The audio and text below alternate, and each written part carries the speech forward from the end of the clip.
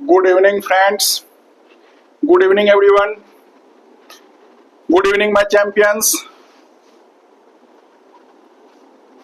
First of all, I give my introductions to all of you because it is difficult to remember the name of whoever will see my this recorded videos. It is impossible.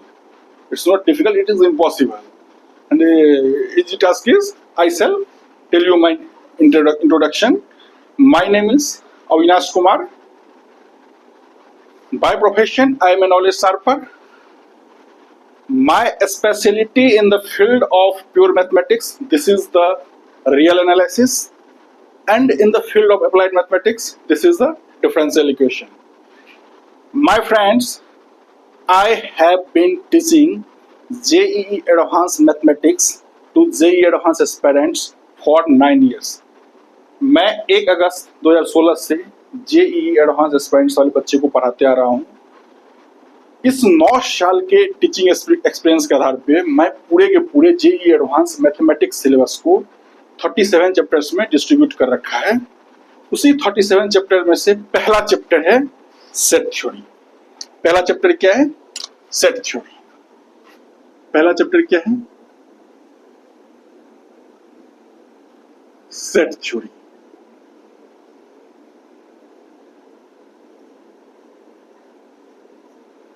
Set theory. My friends, before starting lectures, I am going to tell you some important facts. You can also say some important instructions. Do you want to know? Okay, all right. My friends,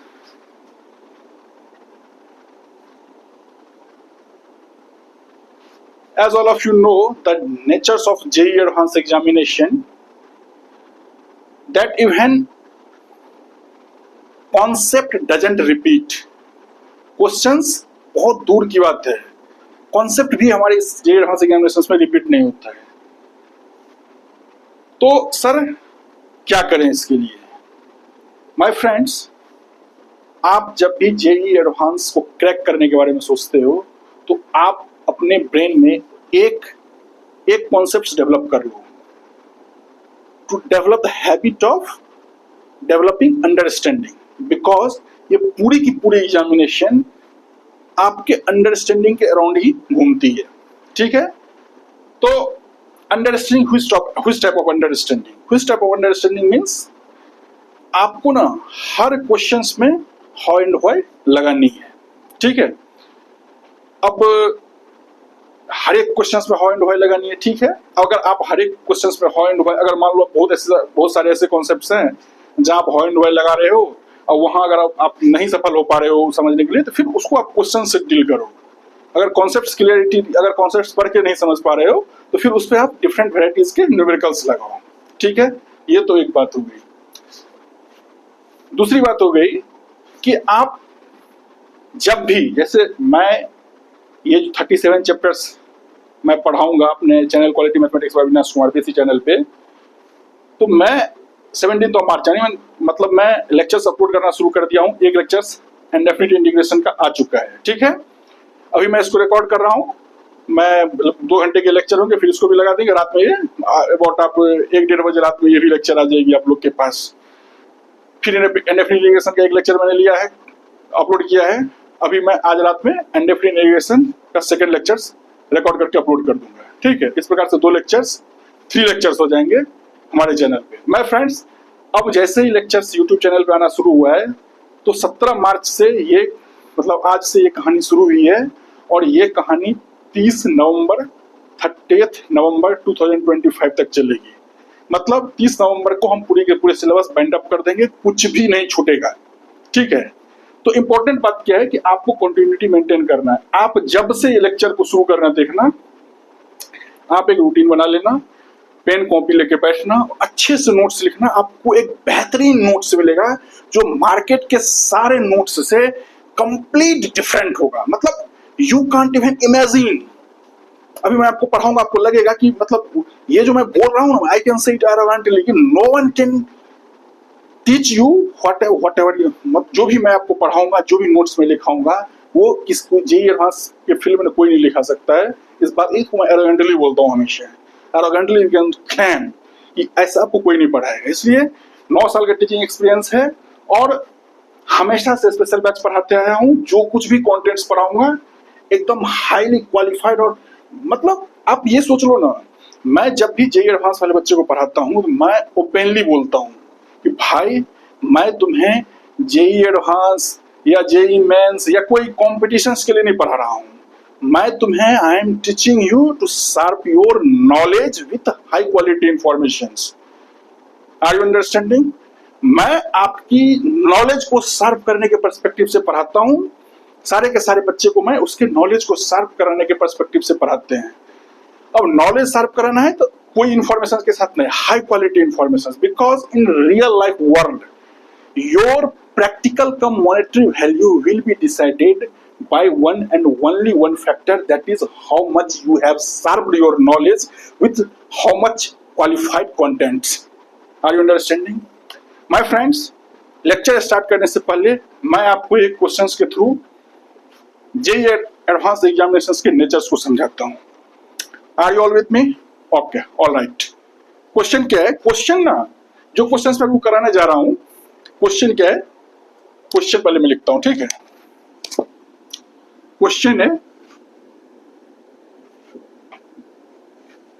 यहां से लिखते हैं। Question है,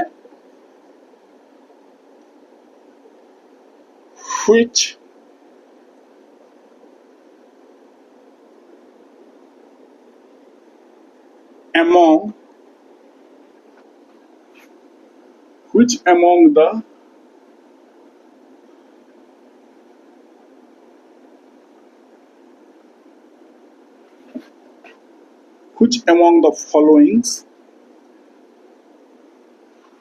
among the followings is are correct?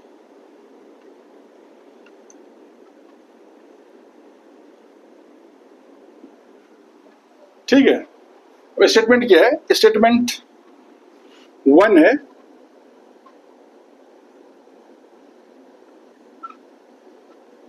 zero is a positive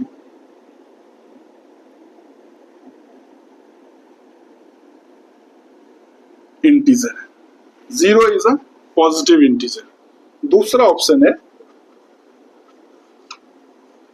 zero is a negative integer. Zero is a negative integer. C, zero is positive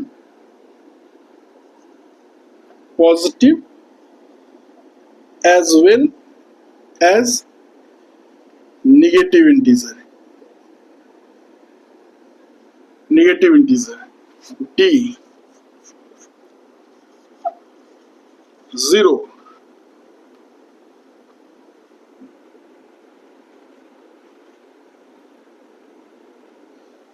is neither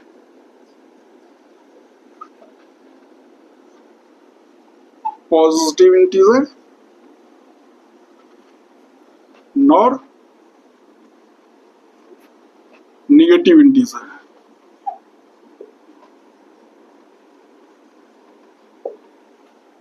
Zero is neither positive integer nor negative integer। My friends, ये question, मैं इस question से शुरुआत इसलिए करता हूं ताकि आपकी ने कुछ जो ऐसा भ्रम हो गया है बच्चे को, यार मुझे ना याद नहीं करना है, मैं एक ऐसा स्टूडेंट हूं जो केवल दिमाग लगाता हूं। तो मैं इसलिए ये क्वेश्चंस करा रहा हूं आप लोगों को।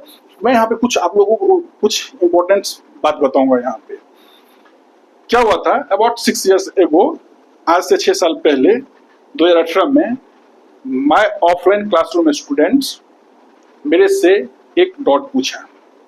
डॉट क्या पूछा कि सर मेरे बुक में लिखा हुआ है, एक स्टूडेंट ने डॉट क्या पूछा, ध्यान से सुनो डॉट को क्या पूछा। सर मेरे बुक में स्टेटमेंट लिखा हुआ है कि 0 is an element of set of 0 is an element of set of non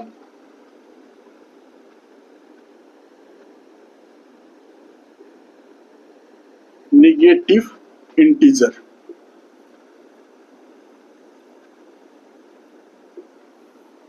ठीक है। और उसी दिन ना क्लास से पहले मेरे से ये लड़का ये डॉट पूछा था यार मेरे बुक में सर ऐसा लिखा हुआ है 0 is an element of set of non negative integer, क्या ये सर ये स्टेटमेंट सही है कि गलत है। मैंने बोल दिया कि यस सर ये मेरे बेटे ये स्टेटमेंट 100% करेक्ट है, इसमें कोई डॉट तुम्हें नहीं लेना है। तेरे को डॉट क्यों हुआ? तो चुपचाप चला गया। और क्लास जैसे कंप्लीट हुआ तो वो अपने दूसरे फ्रेंड के साथ आया और दूसरा फ्रेंड उसका बोला सर मेरे बुक में ये लिखा हुआ है 0 is an element of set of non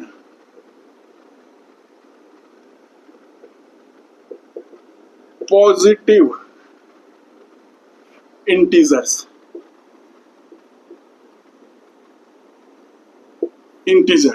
ठीक है। 0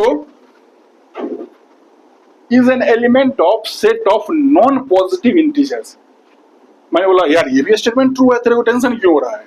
तो पहले वाला सर ये ऐसे कैसे, मेरे बुक में बोला आपने सर ये स्टेटमेंट करेक्ट है, फिर ये वाले आपने बोला क्या सर आप मेरा फ्रेंड अभी पूछ रहा है आपसे ये स्टेटमेंट आप बोल रहे ये भी सही है, ये सर कैसे हो सकता है? या तो 0 नॉन नेगेटिव है या तो 0 नॉन पॉजिटिव होगा।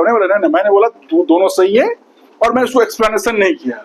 और ये मैं शाम में अबाउट 6:30 क्लास क्लोज हुई थी, कोचिंग जो है 8:30 में बंद होती है। मैंने क्या करा, मैं वहां पे जिस कोचिंग में पढ़ा रहा था वहां पे हर मंडे को टेस्ट होती है और ट्यूसडे को उसका रिजल्ट आता है। और मंडे टीचर्स के लिए गैप होते हैं, मतलब मंडे को टीचर्स को आना नहीं होता, मतलब छुट्टी होती है। ठीक है। तो मंडे के टेस्ट के लिए मैंने क्या करा, उस टेस्ट में ये क्वेश्चंस को ऐड कर दिया। ठीक है। अब जैसे मैंने ये क्वेश्चंस ऐड करा तो अब वो उसको ऐसा लगा कि सर ने तो बोले हैं कि यार हमारे फ्रेंड्स को मुझे बोले थे 0 is an element of set of non negative integers.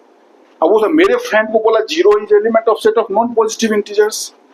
अब कुछ स्टूडेंट क्लास में ऐसा था जो 0 को पॉजिटिव इंटीजर्स मारा। ठीक है। कुछ बच्चे क्लास में 0 को निगेटिव मारा। ठीक है। कुछ अंता में ये भी मारे, कुछ अंता में ये भी मारे। ठीक है। कुछ ये भी मारा, कुछ ये भी मारा। बट इस पूरे क्लास को कोई टेंशन नहीं था। मैंने सोचा यार ये बच्चा अगर मेरे से पूछने आया तो इसको सीखने की इच्छा है, इसको सिखाया जाए। मैंने बोला वो मेरे पास आया, अब जैसे रिजल्ट आया ट्यूसडे को तो उसकी गलत हो गई है। जैसे वो रिजल्ट एनालिसिस देखा तो देखा यार हमने तो सी ऑप्शंस मारा है, फिर भी मेरा क्वेश्चन गलत हो जा रहा है। यार ऐसा क्यों हो गया? क्योंकि वो दोनों स्टूडेंट जो मेरे से ये क्वेश्चन पूछा था उसने सी ऑप्शंस को मारा था। उसने क्या चुना था? सी ऑप्शंस। वो दोनों लड़का जिसका ये डॉट था, ये दोनों स्टेटमेंट, एक लड़का को ये ऊपर वाली स्टेटमेंट डॉट था, फिर वो अपने फ्रेंड से दोनों बुक में 2 डिफरेंट स्टेटमेंट देखा वो, तो दूसरा लेके ये लेके आ गया। बोला अब अरे सर तो बोले हैं दोनों स्टेटमेंट सही है। तो उसने बोला सर ये कैसे हो सकता है, आपने तो मेरे को बोला, मेरे को तभी डाउट हो रहा था कि आपने बोला है वो गलत बोला है, लेकिन आप सर थे से मैंने आपको कुछ बोला नहीं। मैं तो आपने बोला 0 is an element of set of non negative integers, मेरे फ्रेंड को बोला 0 is an element of set of non positive integers. तो बोला sir 0 is an element of set of non negative integers. तो non negative integer means not negative, not negative means positive. तो sir 0 is a positive integer. अब फिर आपने sir ये भी बोला zero is an element of set of non positive integers, तो non positive integer means not positive means negative, इससे zero is also negative integer. और सर मैंने zero is positive as well as negative मार दिया और मेरा answer क्या हो गया, इस प्रकार से गलत हो गया। और जो ये ऑप्शन मारा था इसका भी गलत हो गया, अब जो ये ऑप्शन मारा था इसका भी गलत हो गया, अब जो ये मारा था इसका सही हो गया। तो फिर मैंने उसे बताया कि देखो बेटे ये भी स्टेटमेंट सही है और ये भी स्टेटमेंट सही है। बोले सर आप अभी भी आप अपने गलती को एक्सेप्ट नहीं कर रहे हो, मेरा एग्जाम में मार्क कम आ गया, मेरे फादर मेरे से क्वेश्चंस कर रहे हैं। बोले बेटे ऐसा नहीं है। अब उसको मैं पढ़ाया, उस दिन क्लास में 10 मिनट का टाइम लिया और मैं उसको सिखाया एक्चुअली सेट ऑफ इंटीजर्स कैसे डिफाइंड होता है। सेट ऑफ इंटीजर्स आम भाषा में आप लोग जेड से इसको कई जगह जेड से, कई जगह आई से, कई जगह आई से भी डिनोट कर देते हैं, कई जगह हम जेड से भी डिनोट कर देते हैं। सेट ऑफ पॉजिटिव इंटीजर को कई जगह जेड प्लस से या आई प्लस से, ठीक है, इसको बोलते हैं सेट ऑफ पॉजिटिव इंटीजर्स। और कई जगह जेड माइनस से सेट ऑफ नेगेटिव इंटीजर को दर्शाते हैं, कई जगह आई माइनस से सेट ऑफ नेगेटिव इंटीजर्स को दर्शाते हैं। इस प्रकार आप नोटेशन समझ गए, जब भी जेड लिखूंगा मतलब इंटीजर की बात हो रही है, जब आई बोलूंगा तो भी इंटीजर की बात हो रही है। जेड प्लस की बात कर रहा हूं तो पॉजिटिव इंटीजर है, आई प्लस की बात कर रहा हूं तो भी पॉजिटिव इंटीजर है, जेड माइनस की बात कर रहा हूं तो भी पॉजिटिव इंटीजर है, और आई माइनस की बात कर रहा हूं तो भी पॉजिटिव इंटीजर्स। तो ठीक है, अब मैं इंटीजर्स को डिफाइन करा उसके पास, मैं कुछ ऐसे लिखा कि Z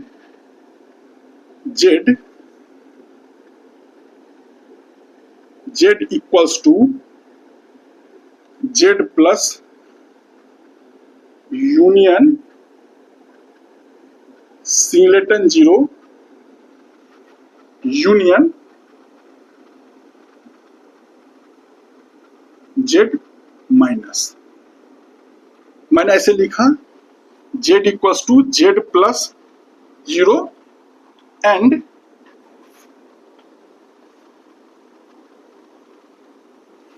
Z plus singleton zero and Z minus are mutually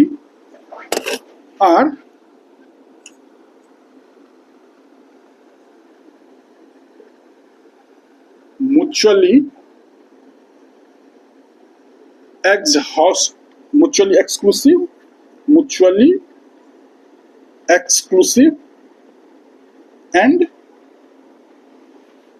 exhaustive।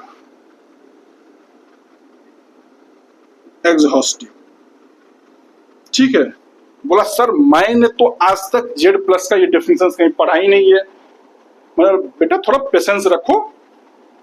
वो बोला कि जेड का मतलब तो हम यही समझते हैं, जेड का मतलब तो एक नंबर लाइन है, ये जीरो है, इसके इधर हो गया पॉजिटिव इंटीजर, इसके हो गया नेगेटिव इंटीजर, इसके अलावा हम कुछ नहीं जानते हैं। ठीक है, ये जो तुम जान रहे हो ये भी सही है, बट एक्चुअली इसके पीछे का लॉजिक समझो। सर समझाओ। Actually Z equals to Z plus union singleton zero union Z minus, यहां तक तो एक दो बार बोला तो समझ गया। उसके बाद जो मैं लिखा and Z plus singleton zero and Z minus are mutually exclusive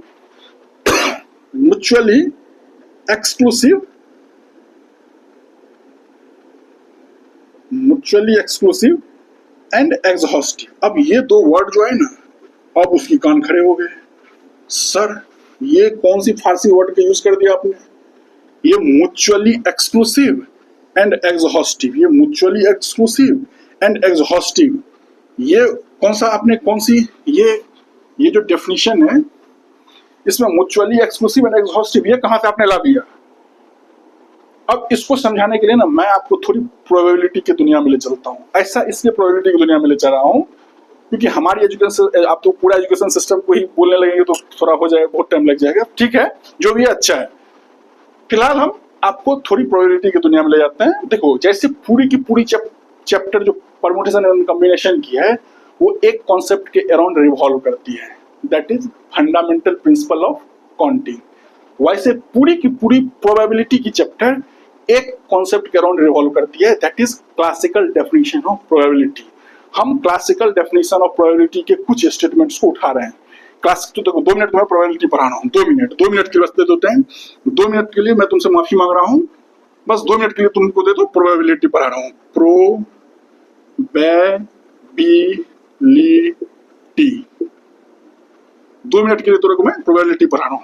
देख प्रोबेबिलिटी क्या पढ़ा रहा हूँ, देखो ये जो क्लासिकल डेफिनेशन ऑफ प्रोबेबिलिटी है वो बोलता है, इसमें पहला कंडीशन होता है outcomes should B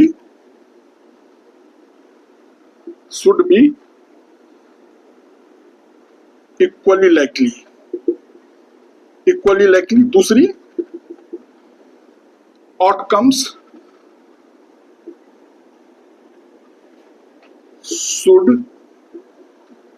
be mutually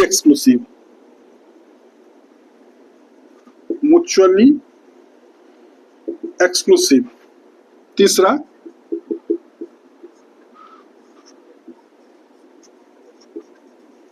outcomes should be exhaustive।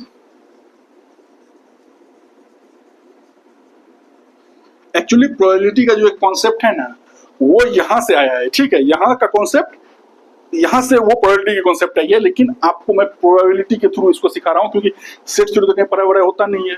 Set theory के नाम पे एक थ्योरी से कोई बच्चा देखता भी नहीं है सेट थ्योरी की तरफ, बट आप अब मेरे से जब सेट थ्योरी पढ़ोगे ना आपको मजा आ जाएगा। खैर ज्यादा थेसिस नहीं देते हैं। Outcomes should B exhaustive, outcomes should B mutually exclusive, outcomes should be equally likely. मेरे फ्रेंड्स अब अपने पास एक डाइस है, ठीक है, हम क्या करें डाइस को फेंकें, तो डाइस जब फेंकेंगे तो डाइस में या तो 1 आएगा या तो 2 आएगा या तो 3 आएगा या तो 4 आएगा या तो 5 आएगा या तो 6 आएगा। तो outcome should be equally likely, मतलब 1 की आने की जो प्रोबेबिलिटी है, 2 की, 3 की, 4 की, 5 की, 6 की, सबकी आने की प्रोबेबिलिटी समान है।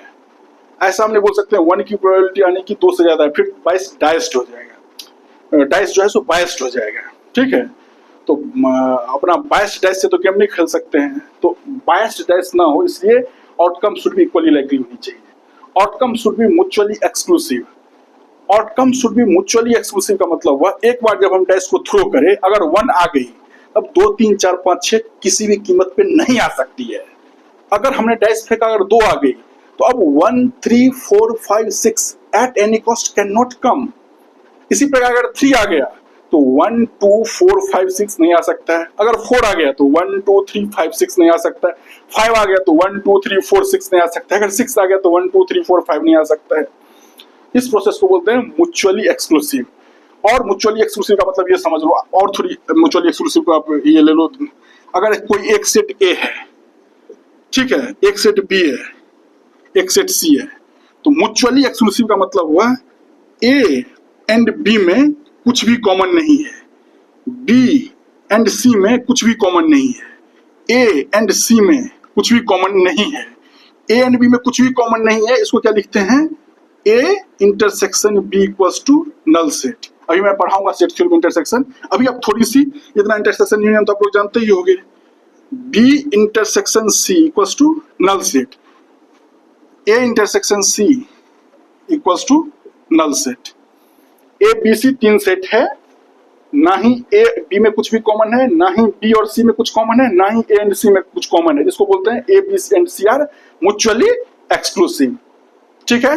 एग्जॉस्टिव, एग्जॉस्टिव का मतलब हुआ जब भी डैश को हम थ्रो करेंगे या तो 1 आएगा या तो 2 आएगा या तो 3 आएगा या तो 4 आएगा या तो 5 आएगा या तो 6 आएगा, इसके अलावा और कुछ नहीं आ सकता। इस प्रोसेस को बोलते हैं एग्जॉस्टिव।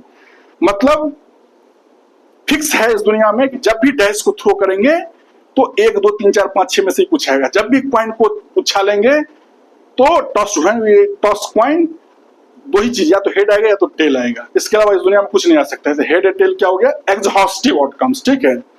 तो हमारे पास आउटकम्स एग्जॉस्टिव होनी चाहिए, आउटकम्स म्यूचुअली एक्सक्लूसिव होनी चाहिए, outcomes should be equally likely. आप समझ गए एक्सक्लूसिव का मतलब समझ गए, एग्जॉस्टिव का मतलब समझ गए, और इक्वली लाइकली का मतलब समझ गए। अब हमें बस दो वर्ड से लेना देना है, ये म्यूचुअली एक्सक्लूसिव एंड एग्जॉस्टिव। अब समझ दो, अब समझते हो। Z equal to Z plus union singleton zero union Z minus, ठीक है। और डेफिनेशन पूरा क्या हुआ, and Z plus singleton zero and Z minus are mutually exclusive and exhaustive. अब म्यूचुअली एक्सक्लूसिव है, इसका मतलब क्या हुआ, जेड प्लस इंटरसेक्शन में सिंगलेटन जीरो क्या है, नल सेट है। अच्छा, सिंगलेटन जीरो इंटरसेक्शन में जेड माइनस नल सेट है। फिर जेड प्लस इंटरसेक्शन में जेड माइनस नल सेट है।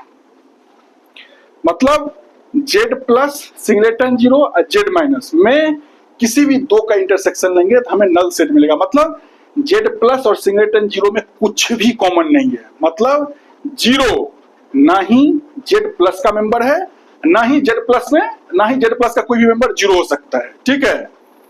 सिमिलरली जीरो और जेड माइनस में कुछ भी कॉमन नहीं है, उसी प्रकार जेड प्लस और जेड माइनस में कुछ भी कॉमन नहीं है, ठीक है।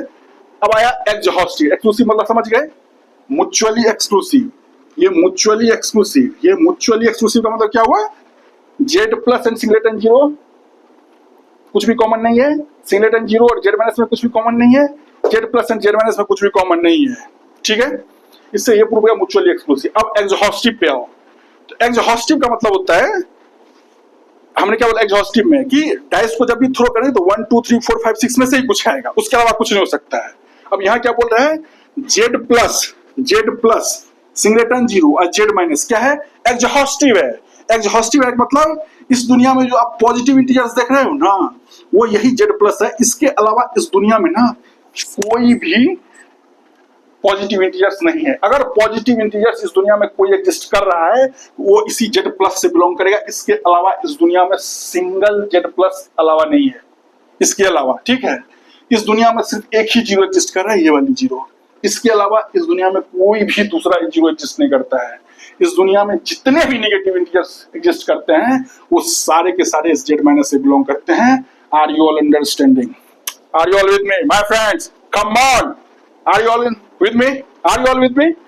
मैंने क्या बोला, Z plus singleton zero Z minus तीनों के तीनों म्यूचुअली एक्सक्लूसिव होते हैं and exhaustive.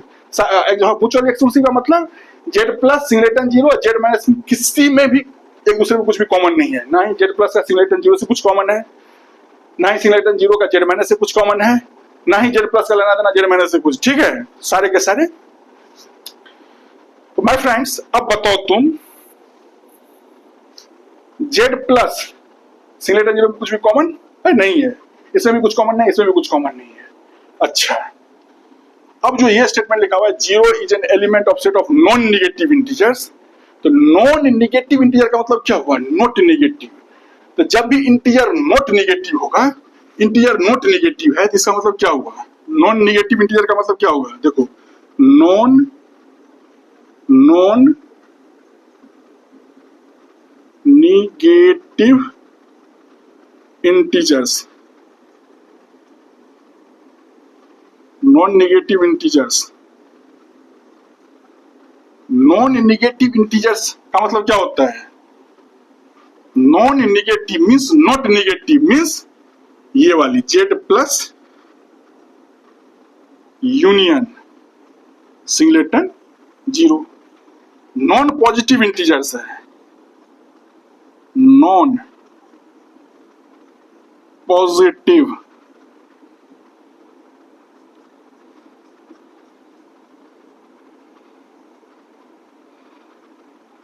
Non positive integers.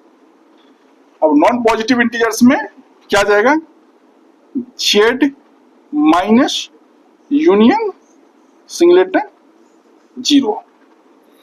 अब वो ना 3 इडियट मूवी देख के एकदम पूरा 3 इडियट वाली मूवी लगा दी, सर मैं डेफिनेशन रटता नहीं हूं, मैं दिमाग लगाता हूं। और देखो उसने 3 इडियट मूवी एकदम आमिर खान की तरह खोपड़ी घुमाने लगा। यार अगर नॉन नेगेटिव है means not negative hence positive, बता यार देख, नॉन नेगेटिव इंटीजर्स का मतलब क्या होता है, नॉट नेगेटिव होता है। नॉट नेगेटिव का मतलब Z plus union singleton zero, not negative मतलब क्या हुआ, तुमने इस पार्ट को हटा दिया यहां से, ठीक है, सिर्फ इस पार्ट को कवर किया है नॉट नेगेटिव में।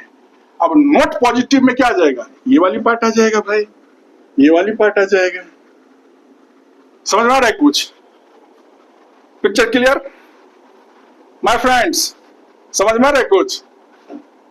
ये जो टॉपर ऑपर जो हवाजी करता है ना, या माइडियन टॉपर, पूछ देना उससे इंटीजर को डिफाइन करने के लिए, पेंट में पॉटी कर देगा वो, गारंटी दे रहा हूं। बोलना बस इंटीजर को डिफाइन कर दो। ये हम सो कॉल्ड लिगेंड जो है ना, जेई फील्ड में जो I am so called ligand, यार हमारे तो, हम तो रैंक 4 को पढ़ाए हैं, हमने रैंक 6 को पढ़ाए हैं, पूछ देना यार इंटीजर को बस डिफाइन कर दो तुम, बस इंटीजर को डिफाइन करने के लिए बोल देना ना, फिर तेरे को नजर नहीं आएगा, तुमको देखेगा ना तो रास्ता बदल लेगा। अब इस क्वेश्चन का आंसर करो, अब इस क्वेश्चन का आंसर करो। Which among the following is या are correct? 0 is a positive integer. क्या 0 पॉजिटिव इंटीजर है, बता तुम। क्या 0 सेट ऑफ पॉजिटिव इंटीजर और 0 में कुछ भी कॉमन है, कुछ भी कॉमन नहीं है, तो क्या 0 पॉजिटिव इंटीजर हुआ, नहीं हुआ। तो जो तुक्का मारा था उसका सही हो गया, जो अच्छा मतलब तुक्का मारा था मतलब जो ये सोचा है कि ठीक है हमको नहीं मारना है ये, अगर लॉजिक उसको नहीं भी पता था फिर भी अगर वो इस ऑप्शन को टच नहीं किया तो बच गया। लेकिन जो 0 को पॉजिटिव इंटीजर मारा वो तुक्का मार के वो चला गया भीतर। इसी प्रकार 0 इज नेगेटिव इंटीजर, तो देखो 0 में नेगेटिव इंटीजर में कुछ भी कॉमन है, कुछ भी कॉमन नहीं है, तो 0 क्या नेगेटिव इंटीजर हुआ, नहीं हुआ। तो 0 is negative integer, wrong statement, जिसने भी करेक्ट मारा उसका ये गलत हो गया। 0 is a positive as well as negative integers. 0 is a positive as well as negative integers. बताओ 0 ना ही z प्लस में आ रहा है ना ही z माइनस में आ रहा है, तो भाई दोनों कैसे हो जाएगा, दोनों तो हो ही नहीं सकता है। लेकिन वो बंदे तो 3 इडियट मूवी की तरह खोपड़ी घुमाया, अरे यार मैं डेफिनेशन तो रटता नहीं हूँ, पहले तो डेफिनेशन तो तू आता ही नहीं है, डेफिनेशंस को हमेशा रटनी है, डेफिनेशंस को अप्लाई करने में खोपड़ी घुमानी है, डेफिनेशंस में छेड़छाड़ नहीं करनी है। डेफिनेशन में छेड़छाड़ करोगे तुम्हारी खोपड़ी से छेड़छाड़ हो जाएगी, तुम्हारी जिंदगी से छेड़छाड़ हो जाएगी। तो इस प्रकार से 0 is an element of set of non negative integers का मतलब होता है non negative is Z plus union 0, ठीक है। नॉन पॉजिटिव इंटीजर्स का मतलब होता है जेड माइनस यूनियन सिंगलेटन 0। इस प्रकार से 0 is neither positive integers nor negative integers. समझ में आ गया, are you understanding my friends, are you all with me, note down from boards.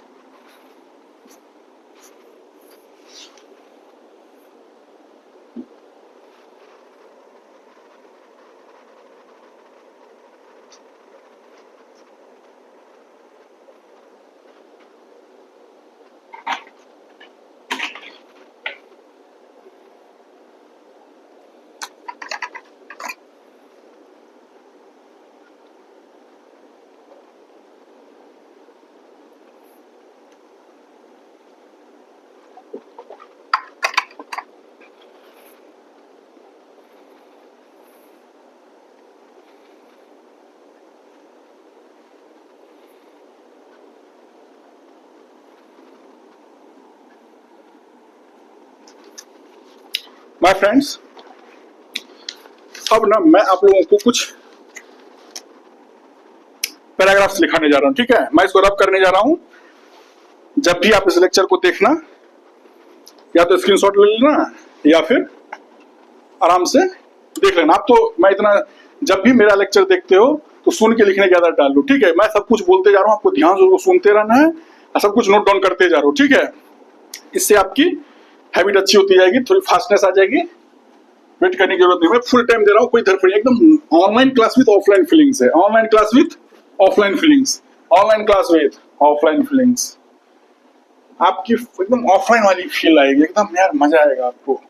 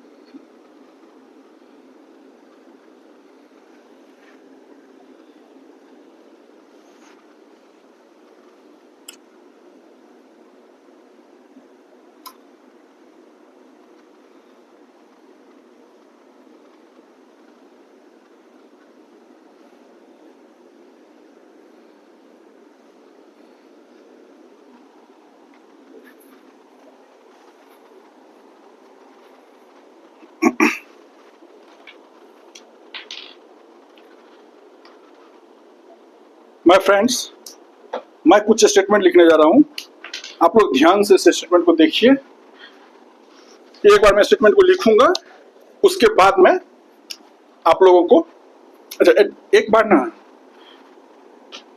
मैं कुछ लिखने से पहले मैं आप लोगों को कुछ एक दो चीज और सिखा रहा हूँ। क्या सिखा रहा हूँ? देखो, मैं बार बार क्यों बोलता हूँ कि डेफिनेशंस को तुम्हें रटनी है। Actually you know what is the definition of definitions. Actually set theory को जो मतलब डेवलप करा गया मैथमेटिक्स की दुनिया में, वो क्यों करा गया था? एक्चुअली हम सेट थ्योरी इसी के लिए पढ़ते हैं, ठीक है, कि हमें ये आर्बिट्रेरी और एम्बिगस डेफिनेशन से कैसे हम बचें, ठीक है। तो डेफिनेशन पहले होता क्या है, थोड़ी सी डेफिनेशन समझ लो। डेफिनेशन, कहीं अगर लिखा हुआ है डेफिनेशन, जब भी वर्ड डेफिनेशन आया तो डेफिनेशन का मतलब क्या होता है, ये समझने की चीज है, इसको लिखना नहीं है, ठीक है। देखो, डेफिनेशन का मतलब होता है एनी स्टेटमेंट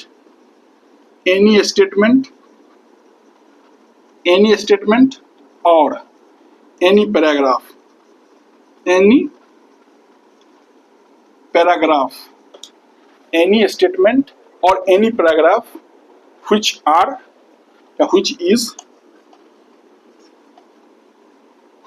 is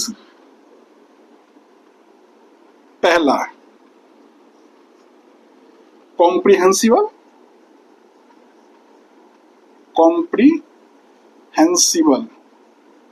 दूसरा क्लियर, इसका अपोजिट होता है which is this and not। तीसरा पॉइंट ले लो, आर्बिट्रेरी,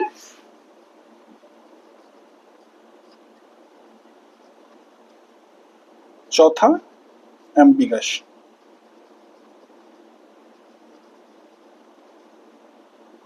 समझ रहे हो मैंने क्या लिखा? कि डेफिनेशन जो है, डेफिनेशन क्या होता है? एनी स्टेटमेंट और any paragraph which is comprehensible and clear. Comprehensible means understandable, जिसको आप इजीली अंडरस्टैंड कर सकते हो। Clear means no confusion. और इस दोनों वर्ड का अपोजिट होता है आर्बिट्रेरी एंड एम्बिगस। तो डेफिनेशंस क्या होता है? कोई भी स्टेटमेंट, कोई भी पैराग्राफ जो which is comprehensible and clear and not arbitrary and ambiguous. Are you understand? If arbitrary and ambiguous, then it's null and void. It will be extracted on from the chapter of mathematics. Are you understanding? तो definitions क्यों रखनी चाहिए? क्योंकि definitions को define करने में बहुत साल लगते हैं। ये एक दो दिन की चीज नहीं है definitions को डिफाइन करना। कि आपके मन में आ गया यार ऐसे ऐसे होता है, ऐसे ये डेफिनेशन होगा, यार मैंने तो दिमाग लगाया। दिमाग नहीं, फेंका पाउंड जैसे खोपड़ी नहीं घुमाना है। मैथमेटिशियन की तरह, फ्यूचर आइडियंस की तरह खोपड़ी घुमाना है। तो आपको डेफिनेशंस, एनी स्टेटमेंट और any paragraph which is comprehensible, clear and not arbitrary and ambiguous, इसको क्या बोलते हैं? डेफिनेशन का डेफिनेशन। और डेफिनेशन हमें इसलिए रटनी चाहिए। अब आते हैं सेट थ्योरी पे।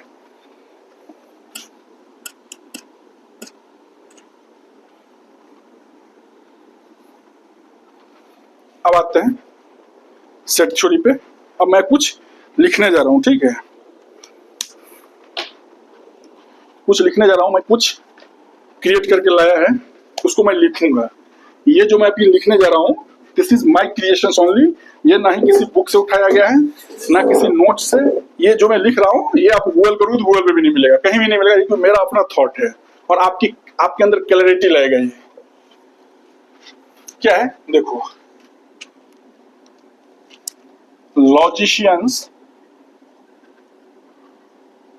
logician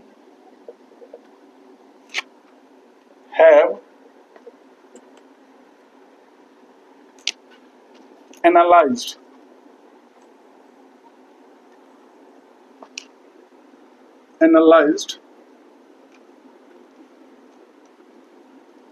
set theory. Logicians have analyzed set theory in great detail. जब भी सेट थ्योरी की बात आती है ना, सेट थ्योरी की डेवलपमेंट की बात आती है, it is associated with logicians not mathematicians, because अब इंग्लिश के दो वर्ड हैं तो सिमिलर हो सकते हैं, आइडेंटिकल नहीं हो सकते हैं, सेम नहीं हो सकते हैं। दो वर्ड है, दो मीनिंग्स होगी, मतलब लॉजिशियंस को आप मैथमेटिशियन नहीं बोल सकते हो। जब भी सेट थ्योरी की डेवलपमेंट की बात आती है तो ये लॉजिशियंस को क्रेडिट जाता है। Logicians have analyze set theory in great detail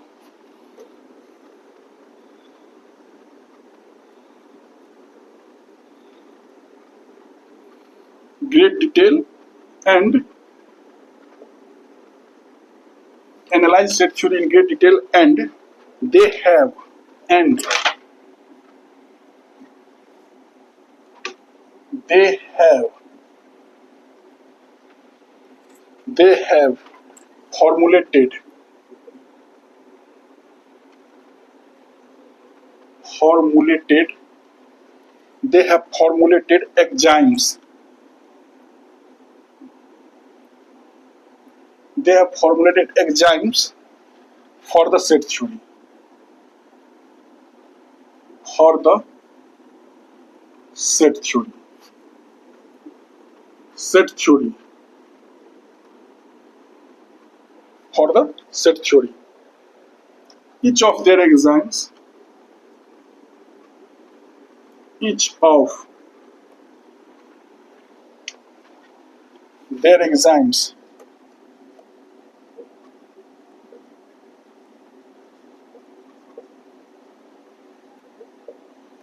each of their enzymes expresses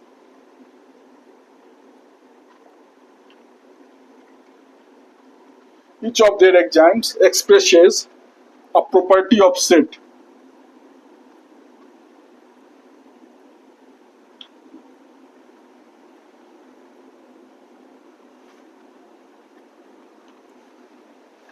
A property of sets that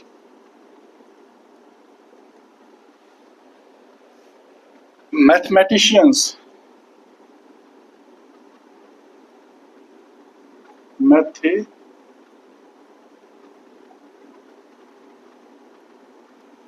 mathematicians commonly accept.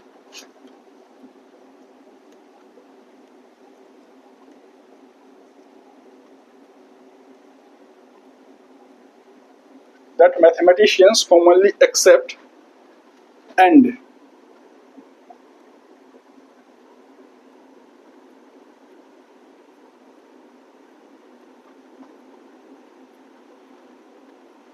collectively the enzymes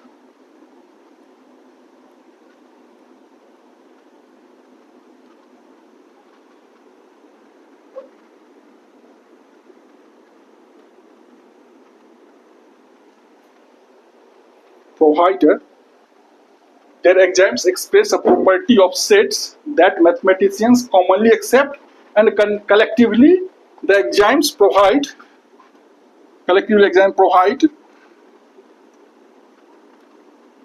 provide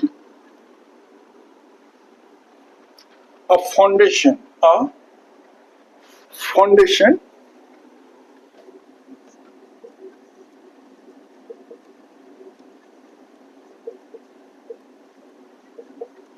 foundation broad enough broad enough broad enough and strong enough, and strong broad enough and strong enough that the rest of mathematics that the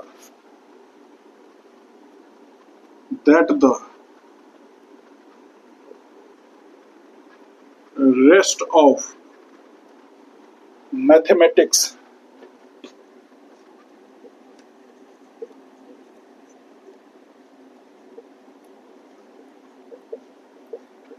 the rest of mathematics could be can be built on them.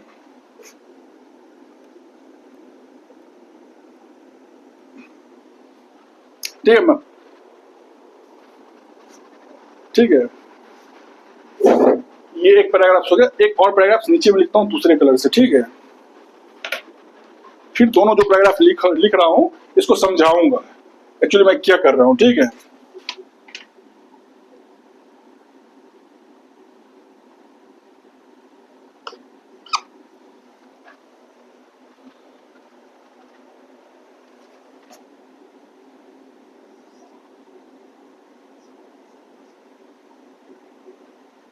One of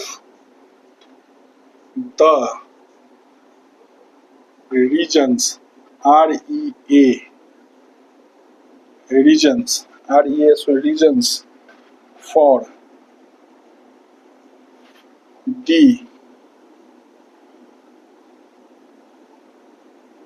axiomatization.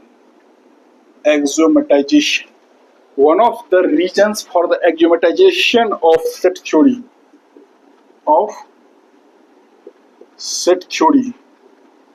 आप इसको सुनते जाओ, लिखते भी जाओ, ठीक है। One of the reasons for the axiomatization of set theory was to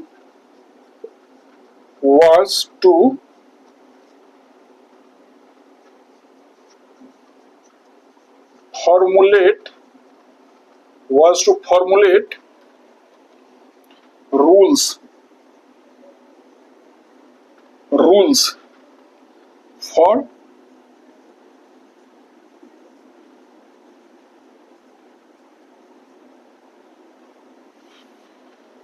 dealing with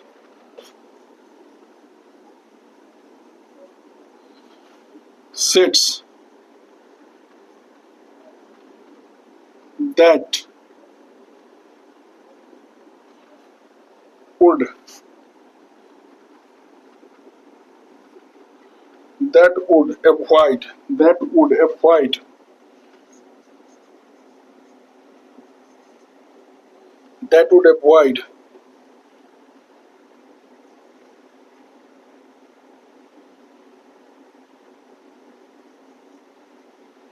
avoid these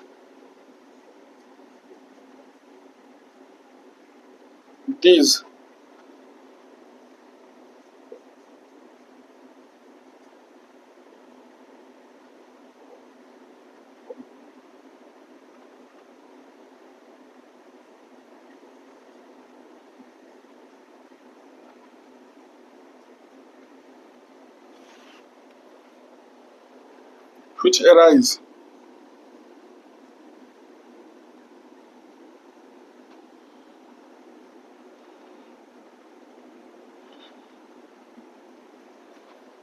due to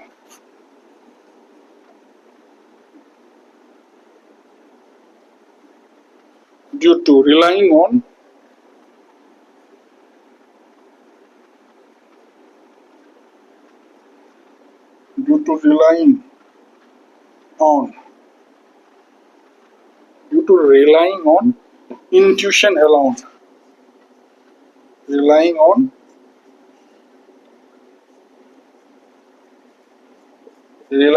intuition alone.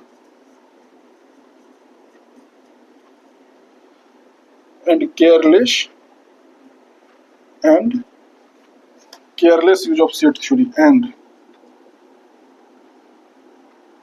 careless use of set theory.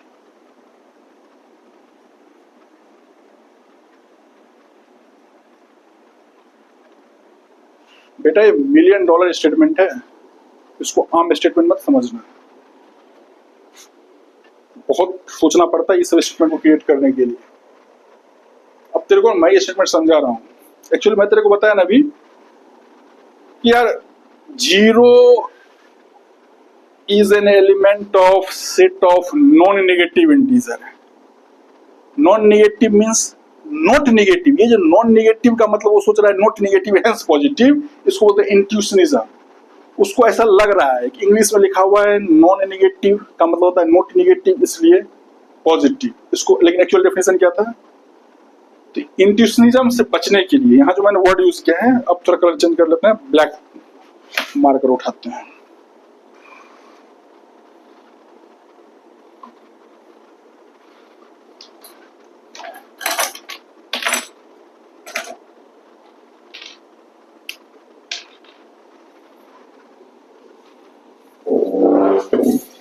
अब अपन ब्लैक मार्कर उठाते हैं और आपको आराम से सब कुछ बताते हैं। देखो क्या लिखा हुआ है, logicians have analyzed set theory in great detail and they have formulated axioms for the set theory। जैसे आप क्लास 9-10 होंगे ना, एसएसटी में एग्जामिनेशन लिखते होगे तो आपको सर बोलते होंगे यार पॉइंट वाइज आंसर लिखो। पॉइंट वाइज आंसर थोड़ी क्लैरिफिकेशन लाता है, सब्जेक्टिव आंसर फिलोसफिकल आंसर से बेहतरीन होती है पॉइंट वाइज आंसर। एग्यूमेटाइजेशन आप कुछ ऐसे पॉइंट वाइज रूल्स को डिफाइन कराएंगे, ठीक है, फिलोसफिकल रूल से उठ के हम लोग पॉइंट वाइज रूल पे चलेंगे। अभी एग्जाम्स आगे मैं समझाऊंगा क्या होता है। Logicians have analyzed set theory in great detail and they have formulated axioms for the set theory. Each of their axioms expresses a property of sets. सारे के सारे जो भी एग्जाम्स उन्होंने डिफाइन करा वो प्रॉपर्टी का कोई न कोई एक सेट को रिप्रेजेंट करता था, दर्शाता था, इंडिकेट एक्सप्रेसेस व्यक्त करता था, expresses a property of sets that mathematicians commonly accept, जिसको मैथमेटिशियंस ने आमतौर पे स्वीकार करा, mathematicians commonly accept and collectively the axioms provide a foundation.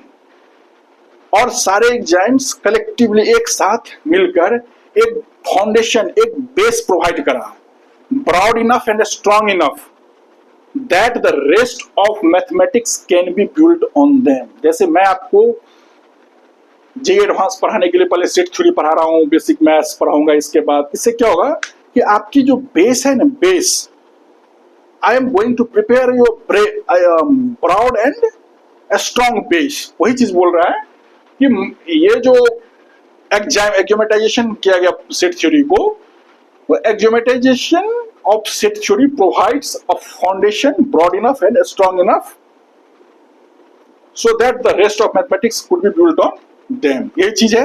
अब ऐसा उसने क्यों करा? तो one of the reasons for the axiomatization of the set theory was to formulate rules for dealing with sets that would avoid these contradictions which arise due to relying on intuition alone। अब जो contradictions क्यों rise होता है? जब तक rule नहीं रहेगा तो हमेशा कंफ्यूजन कंट्राडिक्शन बना रहता है। अब रूल जैसे ही आ गया तब कंफ्यूजन कंट्राडिक्शन नहीं बना रहेगा। अब जैसे मान लो तुम रोड पे चल रहे हो, अगर ऐसे सरकार कानून बना दे कि यार if you drive your car fast then you shall have to give चालान, तो अब यार जो ट्रैफिक इंस्पेक्टर है, यार कल मेरे को बर्थडे पार्टी अटेंड करना है, ऐसा करते हैं कि आज जो भी गाड़ी 40 की स्पीड से ज्यादा चले तो उसको चालान कर देते हैं। कुछ देर के बाद उसका सिपाही आके बोला सर ट्रैफिक एसपी को भी तो कुछ देना है, तो ठीक है यार इतना देर तो 40 के स्पीड से चल रही थी वो इसलिए चालान कर रहा हूं, अब जो गाड़ी 30 के स्पीड से चलेगी अब उसको भी चालान करूंगा। वो भी अब आ गया डेफिनेशन में कि यार फास्ट मूविंग व्हीकल्स में वो भी आ गया। फिर कुछ देर के बाद आया और उसकी बोली यार मेरे को भी तो कुछ चाहिए, तीसरा सिपाही आके बोला यार मेरे को भी कुछ चाहिए, मुझे भी मेंटेन करना है, तो कोई बात नहीं, अब जो भी गाड़ी 20 के स्पीड से चल रहा है अब 30 से घट के 20 पे आ गया कि यार नहीं 20 के स्पीड में जो भी गाड़ी चलेगा उसकी मैं चालान करूंगा। व्हाट इज नॉनसेंस, इसको बोलते हैं विदाउट रूल कॉन्ट्राडिक्शंस। यार कुछ आर्बिट्रेरीनेस, आर्बिट्रेरी रूल को फॉलो नहीं करना है, तो फिर रूल लॉ जो वर्ड आया है डेफिनेशन से ही लॉ आया है। लॉ मतलब law should be clear and comprehensible and it can't be arbitrary and ambiguous. If arbitrary and ambiguous then it's null and void and it will strike down from the Constitution of India। तो अब कानून है तो कानून बनेगा if you drive your car more then 70 kilometre per hours then you will be चालान, तो आपको चालान काट दिया जाएगा। अदरवाइज आप अगर 70 से नीचे हैं तो कोई इशू नहीं है। अब दिस इज अब ये रूल हो गया कि यार नहीं, अब 70 किलोमीटर प्रति घंटा की रफ्तार से गाड़ी जब ऊपर जाएगी तभी हम चालान करेंगे। अगर 70 किलोमीटर प्रति घंटा की रफ्तार से गाड़ी ऊपर नहीं गई तो हम चालान नहीं करेंगे। उससे पहले चलो यार 40 किलोमीटर कुछ देर में मना गया तो 30 किलोमीटर कर दिया, कुछ देर में मना गया तो 20 किलोमीटर कर दिया। तो इस आर्बिट्रेरीनेस से बचने के लिए, सेट थ्योरी की दुनिया में आर्बिट्रेरीनेस क्या हुआ कि जैसे मान लो सेट वर्ड सबको क्या लग रहा है, it is some type of collection. तो हम सेट का मतलब यही समझ बैठे थे कि यार सेट क्या है, कलेक्शन ही तो है। जैसे मान लीजिए अब मान लेते हैं कुछ सेट लिख रहे हैं ए, ठीक है। अब सेट बिल्डर फॉर्म में कुछ सेट लिख रहा हूं X such that X is a good people,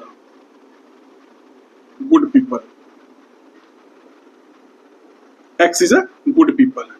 दूसरा सेट लिख रहा हूं B equals to X such that X is beautiful,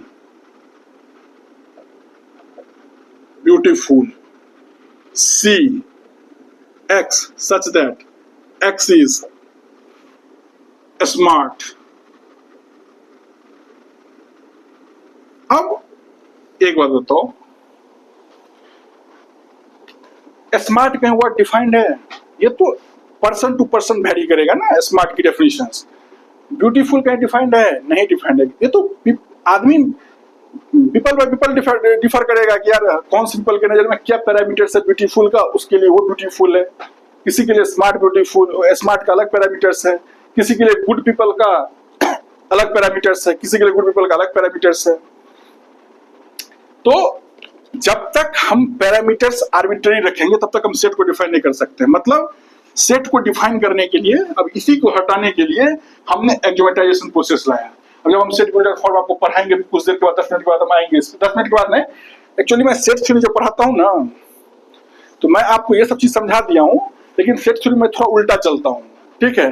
पहले मैं नोटेशंस वगैरह से लिखाऊंगा, उसके बाद चला जाऊंगा सीधा यूनियन पे, फिर इंटरसेक्शन, अब फिर उसके बाद सेट को हम सेट की डेफिनेशन लिखेंगे। अभी सेट का डेफिनेशन आपको समझा देते हैं क्या होता है सेट का डेफिनेशन, लेकिन लिखाऊंगा उसके बाद 2-3 टॉपिक और पढ़ाने के बाद यूनियन इंटरसेक्शन जब समझा दूंगा उसके बाद मैं सेट थ्योरी को डेफिनेशन, सेट थ्योरी का डेफिनेशन लिखाऊंगा, फिर वहां पे 15 इंपॉर्टेंट सेट्स पढ़ाएंगे, ठीक है। और उस प्रकार से हम सेट थ्योरी के आधे भाग सेट थ्योरी को खत्म कर लेंगे। मतलब ये जो 15 इंपॉर्टेंट सेट्स को कंप्लीट करने के बाद ना आधा सेट थ्योरी खत्म हो जाएगा। उसके बाद अलजेब्रा ऑफ सेट थ्योरी शुरू हो जाएगा। मुश्किल से 5 क्लासेज लगेंगे टोटल सेट थ्योरी को कंप्लीट करने में, और मैक्स टू मैक्स 6 क्लास। एक क्लास में कुछ सेट थ्योरी के जो इंपॉर्टेंट प्रीवियस ईयर क्वेश्चंस आए हैं पहले जमाने के, या आईआईटी में नहीं आया हुआ तो किसी और एंट्रेंस एग्जामिनेशन में, मेरे पास क्वेश्चंस के कलेक्शन है, तो मैं वो क्वेश्चंस भी आपको कराऊंगा, ठीक है। तो फिलहाल set theory max to max 6 class जाएगा, उसके बाद हम दूसरा टॉपिक नंबर थ्योरी शुरू करेंगे, ठीक है। तो x is a good people, क्या ये सेट है? सेट नहीं है, बिकॉज गुड पीपल कहीं डिफाइंड नहीं है। सेट के अंदर वही एंट्रीज आएंगे जिसके वेल डिफाइंड डेफिनेशन है। Well defined definition, well defined बोलने की जरूरत नहीं है, उस एलिमेंट की डेफिनेशन है। डेफिनेशन है तभी आएगा। डेफिनेशन किसको बोलते हैं? डेफिनेशन वो स्टेटमेंट है जो कॉम्प्रिहेंसिबल हो, क्लियर हो। It can't B arbitrary and ambiguous. Ambiguous का मतलब होता है एक से ज्यादा मीनिंग रखने वाला स्टेटमेंट। तो आर्बिट्ररी और एम्बिगस नहीं होनी चाहिए। इसलिए इतना ही बोलते हैं कि यार entries of set must be defined, तो इसका मतलब हो गया entries of set are well defined. हम वेल डिफाइंड नहीं भी बोलेंगे ना, डिफाइंड से पहले वेल नहीं भी लगाएंगे तो कोई इशू नहीं है, क्योंकि डेफिनेशन का मतलब ही वही होता है। Statement must be comprehensible and clear and it can't B arbitrary and ambiguous, ठीक है।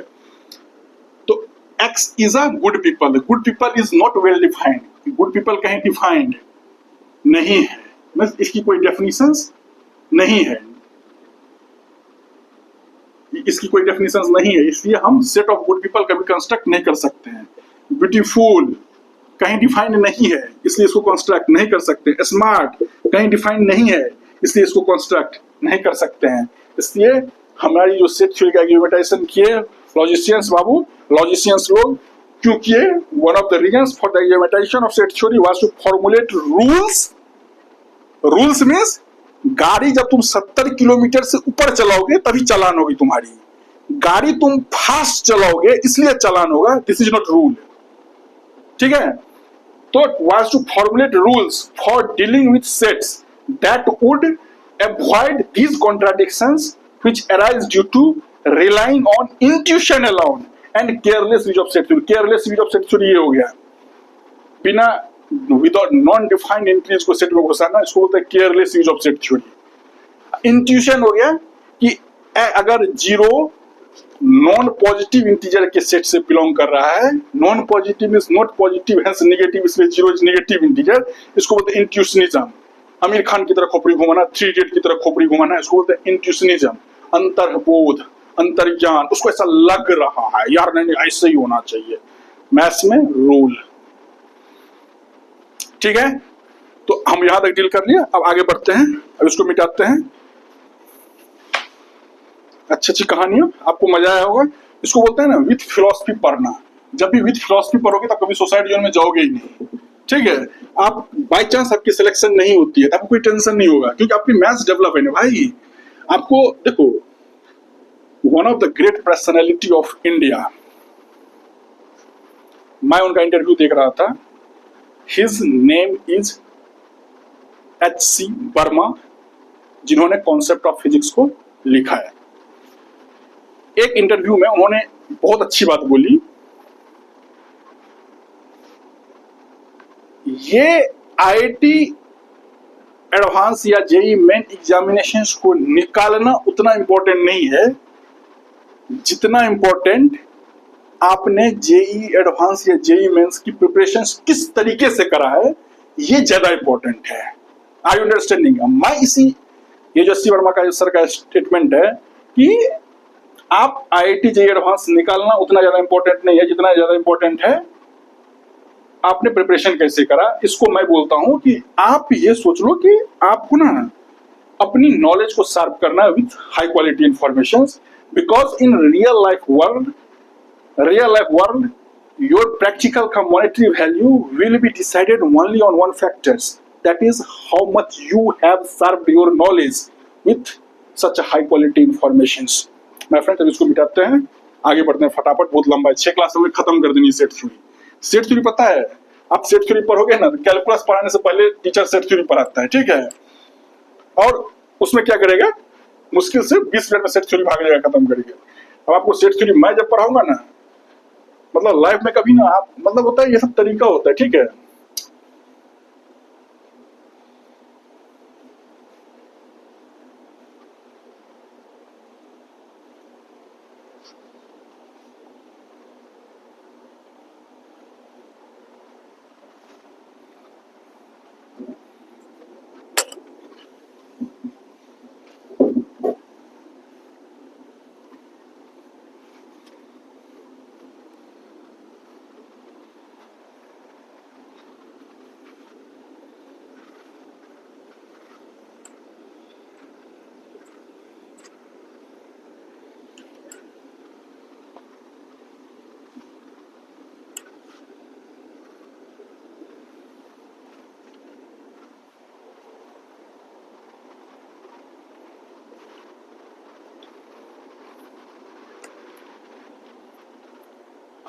अब हम थोड़ी ना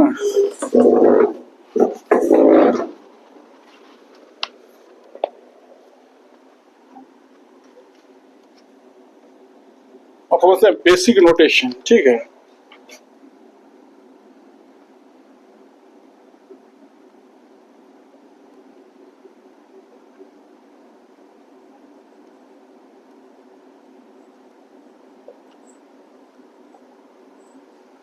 basic notation,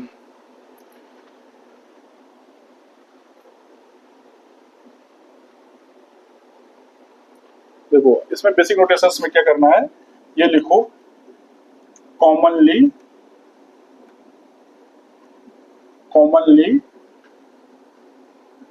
capital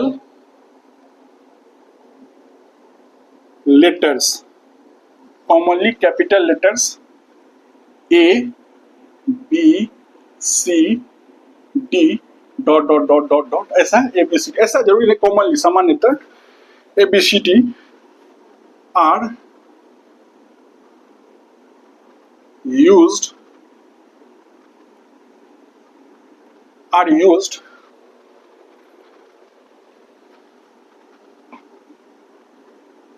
to denote set, are used to denote set, are used to denote sets. दूसरा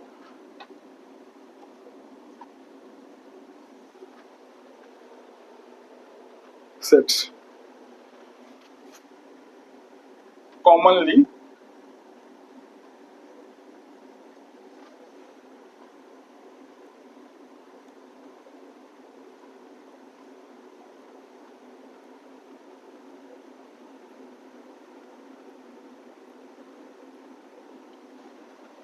lowercase letters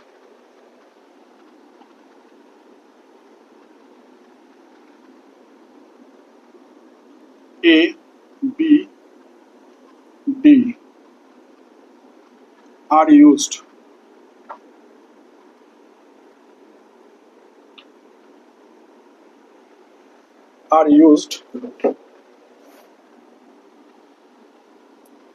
used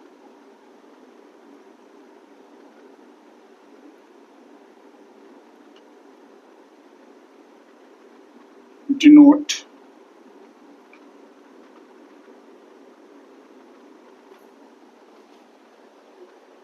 the elements of set, elements of set, elements of set.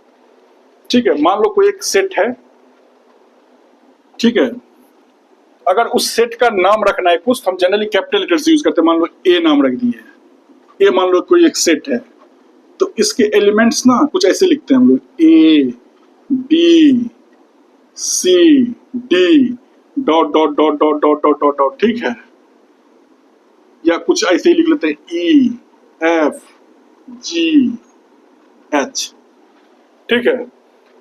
इसमें देख लो ये लिखा है commonly capital letters A B C D are used to denote sets. जैसे A हुआ, ये कोई एम सेट है, इसमें एलिमेंट लिख लेते हैं एक्स वाई जेड, ठीक है। और सेट का जो ये वाली रिप्रेजेंटेशन है, जब भी दो मीडियम कोस्ट के बीच में कुछ ऐसे एलिमेंट्स लिखा हो, इसको बोलते हैं रोस्टर फॉर्म। इसको क्या बोलते हैं? Roster form. इसको क्या बोलते हैं? Roster form. क्या बोलते हैं my friends? Are you all with me? Roster form. इसको क्या बोलते हैं? Roster form. इसको क्या बोलते हैं? Roster form. क्या बोलते हैं? Roster form. Commonly capital letters A B C D are use to denote sets. देखो ए एम मैंने यूज किया है, जनरली ऐसे यूज करते हैं, बट कुछ भी हो सकता है। Commonly lower case letters A B C D are use to denote the elements of set. इस सेट के एलिमेंट्स को लोअर केस लेटर्स यूज किया, इसमें भी देख लो। तो जब भी हम लोअर केस लेटर्स को यूज करते हैं एलिमेंट्स को दर्शाने के लिए, और इस टाइप से लिखा हो, इस टाइप से लिखा हो, इसका मतलब क्या हुआ? रोस्टर फॉर्म में लिखा हुआ है। एक और फॉर्म होता है सेट बिल्डर, आगे मैं बताऊंगा, आगे मैं इसको लिखाऊंगा अभी, roster form, set builder form. अभी मैंने आपको डेफिनेशन समझा दिया सेट का, नोटेशंस का यूनियन इंटरसेक्शन पे चलेंगे, सबसेट वगैरह पहले सीख लेंगे, उसके बाद सेट को हम डिफाइन करते हैं, ठीक है। डिफाइन करते हैं तो डेफिनेशन लिखाते हैं। ये तो नोटेशन हो गया, ठीक है। ये इसको ऐसे रहने देते हैं, ठीक है, ताकि स्क्रीनशॉट आप ले लो, और मैं पूरा बोर्ड भरता हूँ इस साइड से उस साइड। जैसे एक और इम्पोर्टेंट पॉइंट है, क्या है? एक इम्पोर्टेंट पॉइंट और है, if an object A, if an object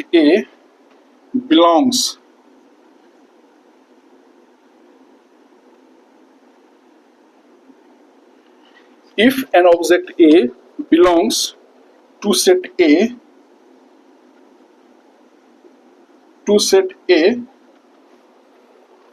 then we express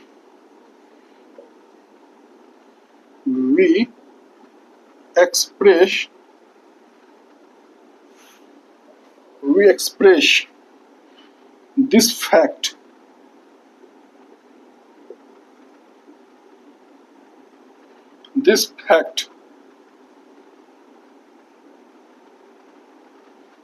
by the notation by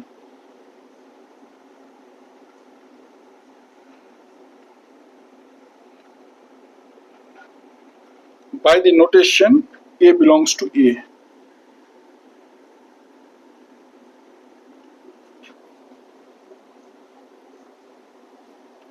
ठीक है. If an object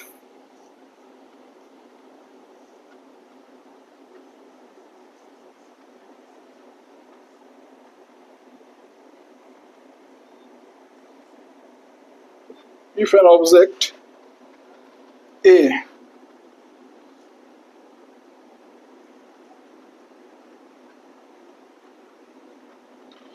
if an object A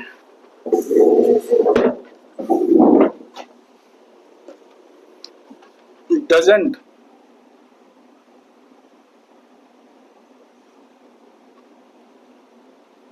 belong to set A, then we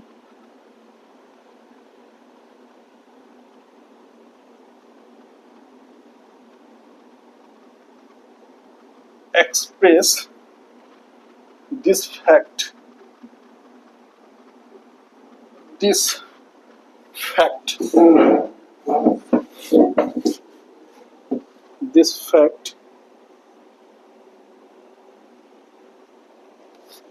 by the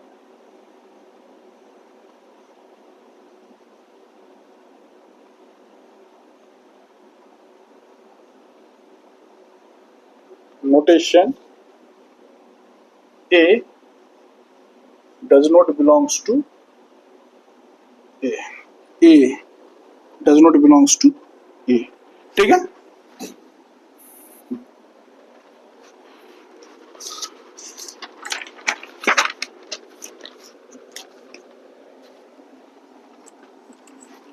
फिर आया point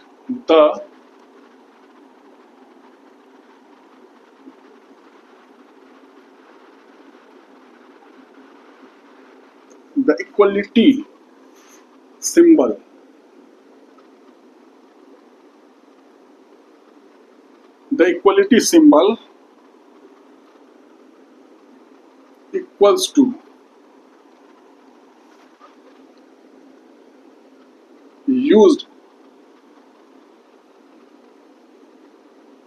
is used throughout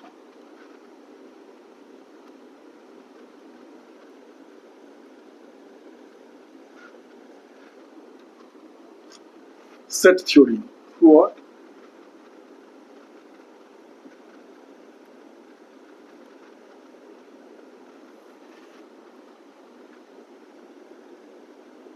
to mean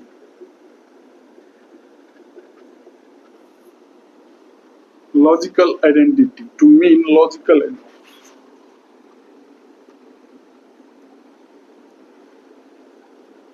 logical identity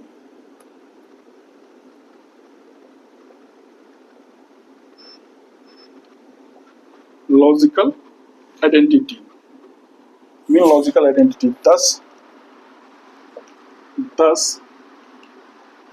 when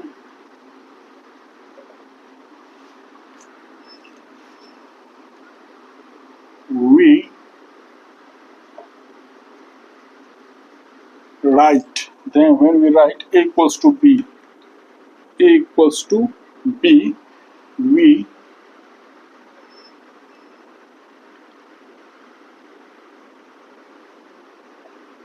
mean that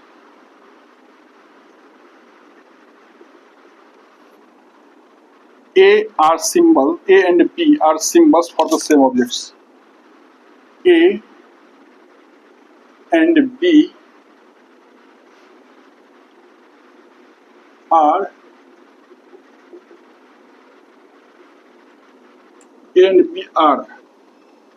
symbols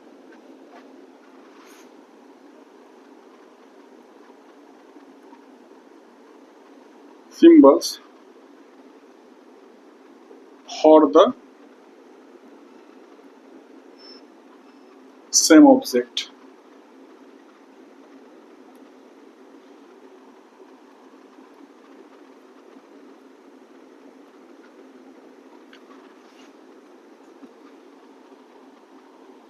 If A and B are same objects, then we write A equals to B. If A and are different objects, then we write A not equals to B. इसी के तहत लिख लेते हैं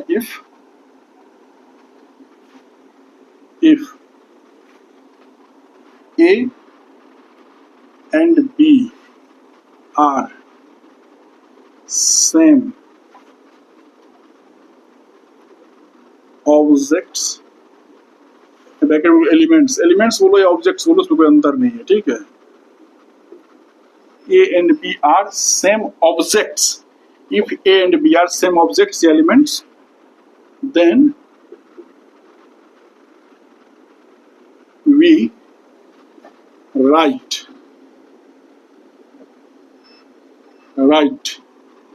A equals to B. If A and B are two different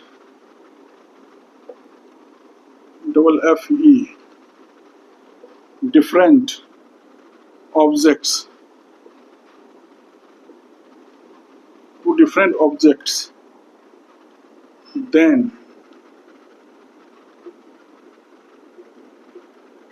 we write A not equals to B, ठीक है। इसी प्रकार अगर आ जाएगा if, यहां से लिखते हैं if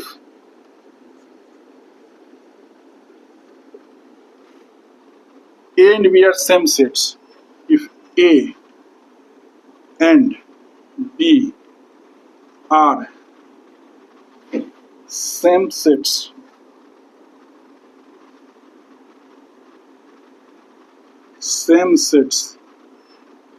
if A and B are same sets, then if A and B are same sets, then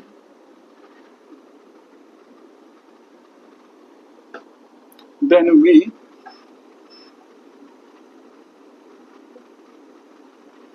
write A equals to B, ठीक है।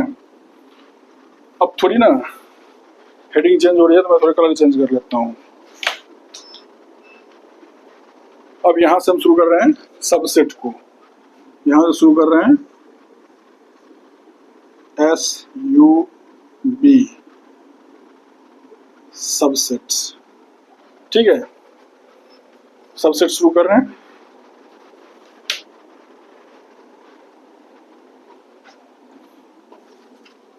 सबसेट क्या बोलता है, देखो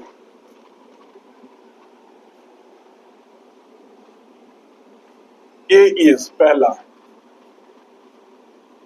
A is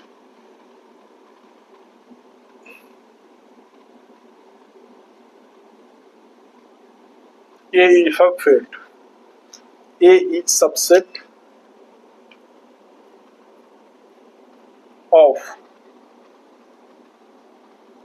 is subset of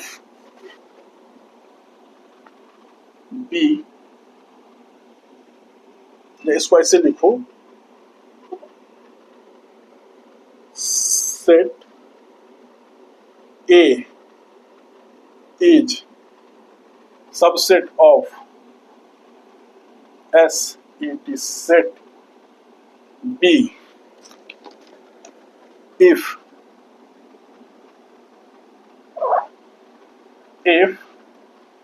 every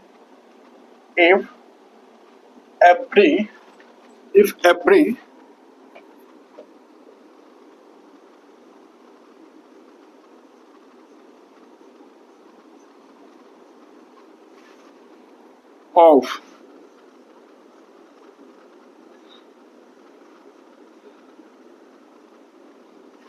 set A is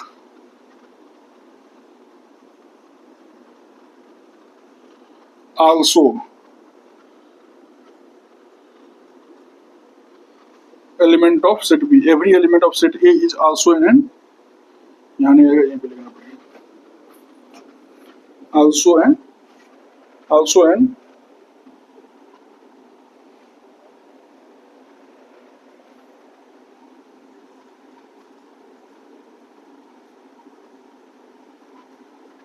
element of set B. Also an element of set B, and we express EX PRESS, and we express this fact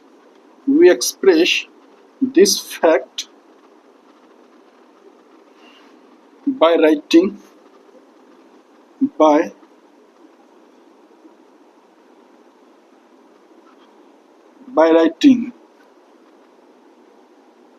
A is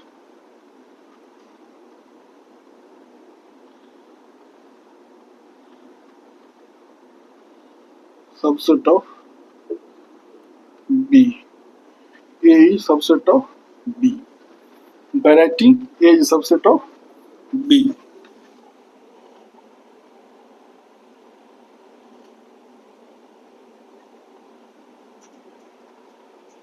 We express this fact by writing A is subset of B. ये इसको मैं घेर देता हूँ by writing A subset of B. ठीक है, वो notation को ध्यान रखना। जब ऐसे लिखा हो ना, ऐसे जैसे लिखा हो, उसको बोलते हैं A subset of B। उसका मतलब क्या होता है? Set A is subset of set B if every element of set A is also an element of set, every element of set A is also an element of set B। मतलब set A का जो element अगर set B में भी मौजूद है तो A क्या होगा? B का सबसेट हो जाएगा। इसी प्रकार तो इसी को ऐसे लिख सकते हैं, set B is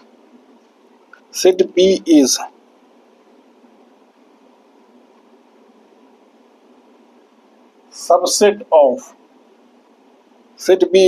of set A. Set B is subset of set A if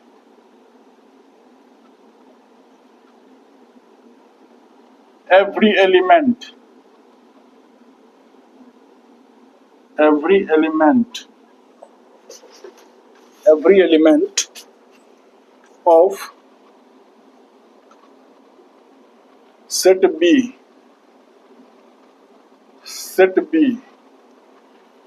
is also an element of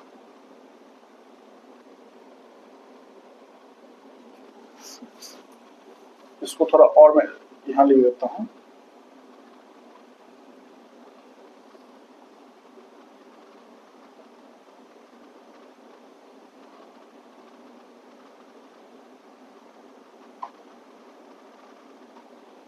set B is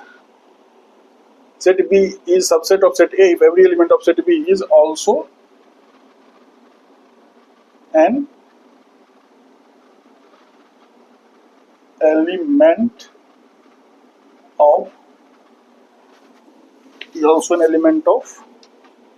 also an तो variety also an element of set A। ठीक है, set A, and we express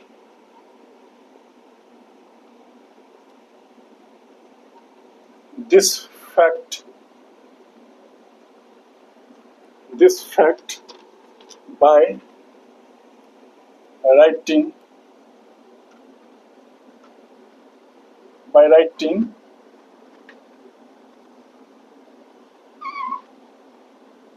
B subset है A का। ठीक है, अब A equals to B को कैसे इंटरप्रेट करेंगे? A इक्वल्स टू B, और ये सब स्टार पॉइंट है।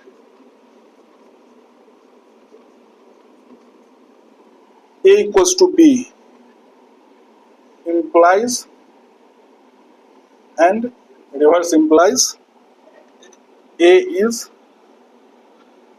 subset of B, and at the same time B is subset of A। तो ये सबसे लास्ट वाला लाइन है ना, सबसे ज्यादा इंपॉर्टेंट लाइन है। जब भी किसी दो सेट को मुझे इक्वल दिखाना होगा तो हम क्या लिखेंगे, A equals to B implies reverse implies A subset B and B subset A।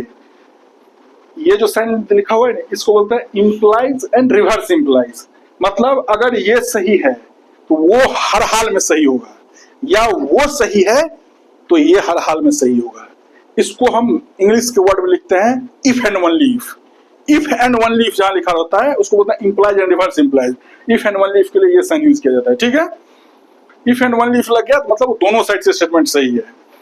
अगर A इक्वल्स टू B है, if and only if A subset B and B subset A, तो या तो वो सही है तो ये अपने आप सही हो जाएगा, या ये सही है तो वो अपने आप ट्रू हो जाएगा, ठीक है। आप समझ गए। Subset set A is subset of set B if every element of set A is also an element of set B, and we express this fact by writing A is subset of B। मैं box में जो लिखा हुआ हूं A subset of B, उस sign को बोलते हैं सबसेट का साइन। अगर A B का सबसेट है इसका मतलब A का जितने एलिमेंट है वो B में तो है ही, ठीक है। वो A के सारे एलिमेंट B में है, लेकिन ये जरूरी नहीं है कि B का सारा एलिमेंट A में हो जाए। अगर ऐसा हो गया, B का भी सारा एलिमेंट A में हो गया तो बोलेंगे B सबसेट ऑफ A। अब A भी B का सबसेट है, B भी A का सबसेट है, तो इसका मतलब A इक्वल्स टू B। ये लास्ट वाली लाइन, ठीक है। ध्यान से इसको देखिए, इसको ध्यान से देखना है।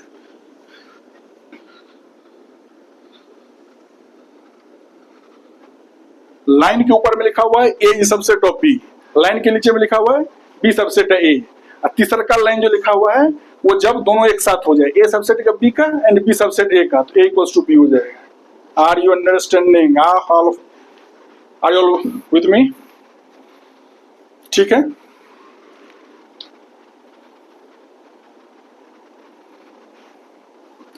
अब अपन शुरू करते हैं।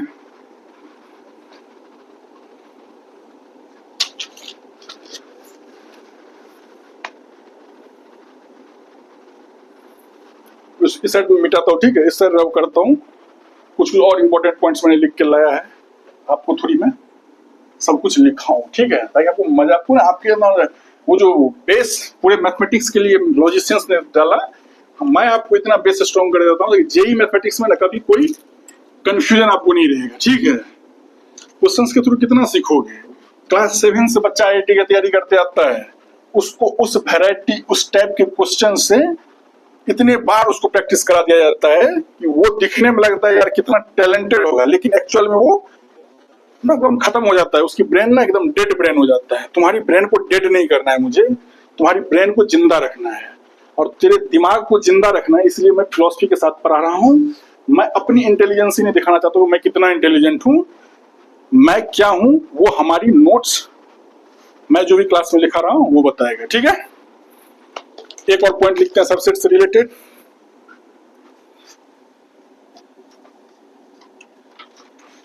If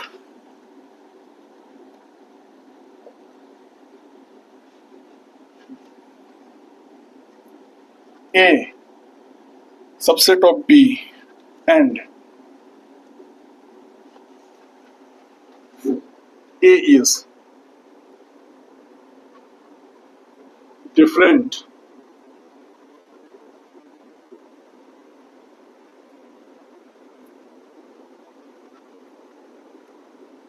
A is different from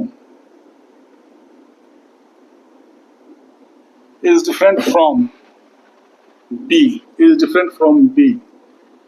If A is subset of B and A is different from B, then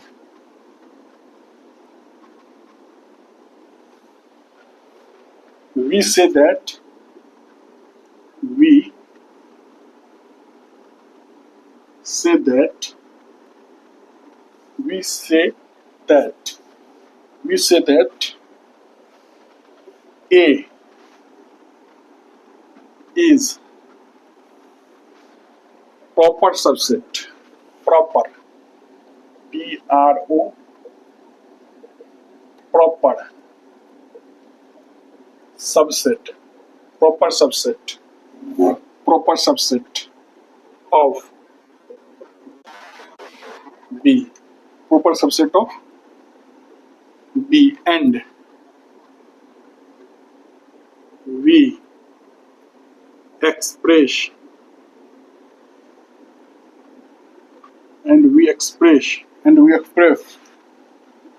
this fact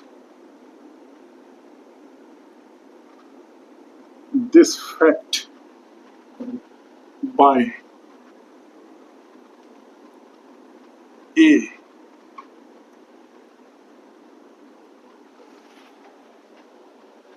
subset है पी का, लेकिन बराबर नहीं है, इसको इसी साइन से, जब ऐसा साइन हो तब क्या बोलते हैं, प्रॉपर सबसेट है, ठीक है।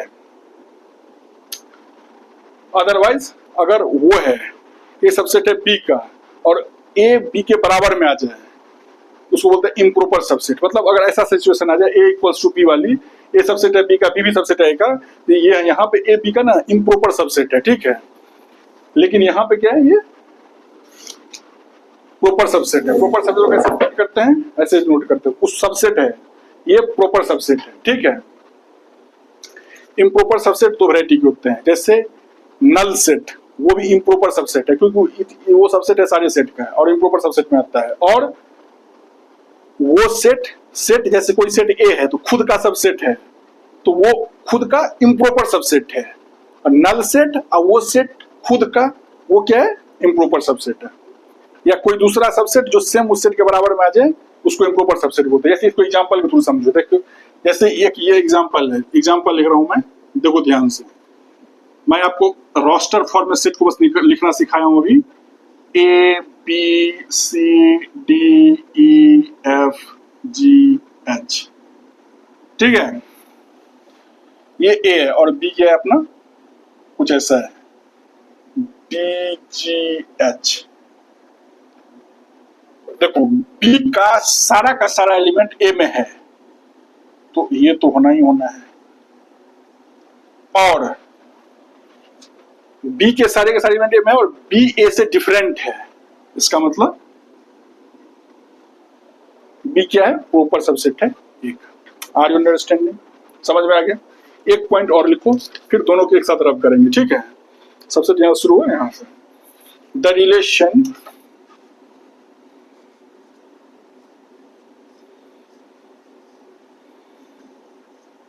the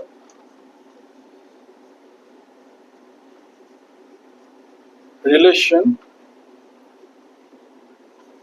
this and this are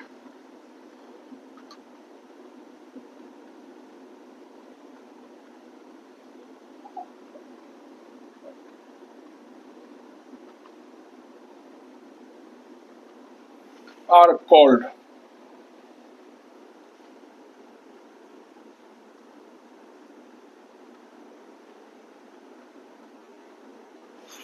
inclusion and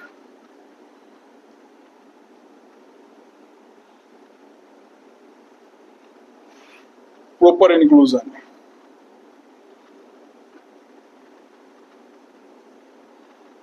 Proper inclusion.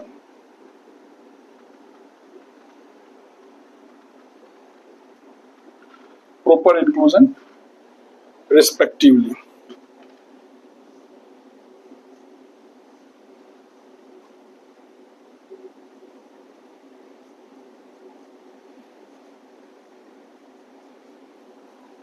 Respectively, ठीक है।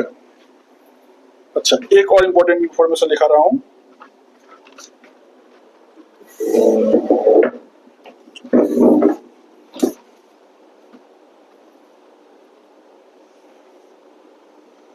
इफ ए सबसेट है बी का, इफ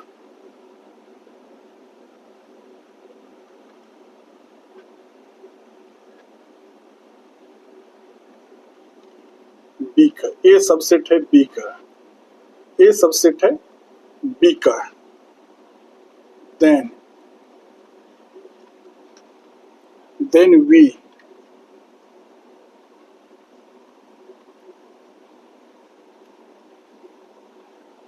राइट बी सबसेट है ए का, बी सबसेट है ए का which is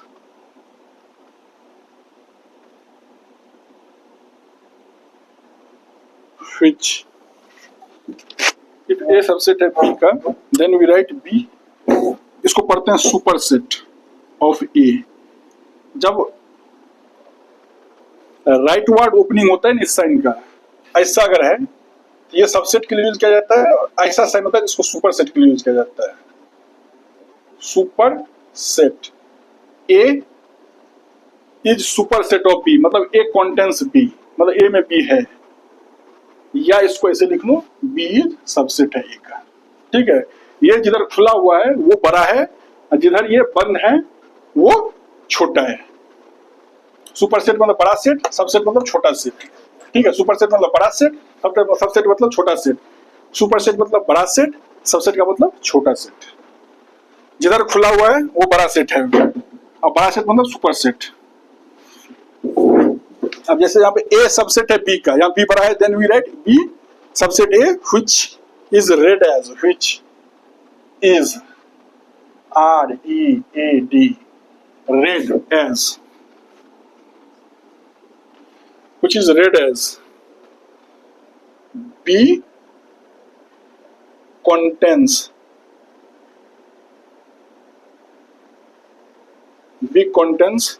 A, B contains A। ठीक है, are you all understanding? Note on from board. वैसे आप साथ साथ नोट कर रहे हो मुझे पता है, 1 मिनट का टाइम दे रहा हूं, फिर भी आप लोगों को नोट ऑन मारिए।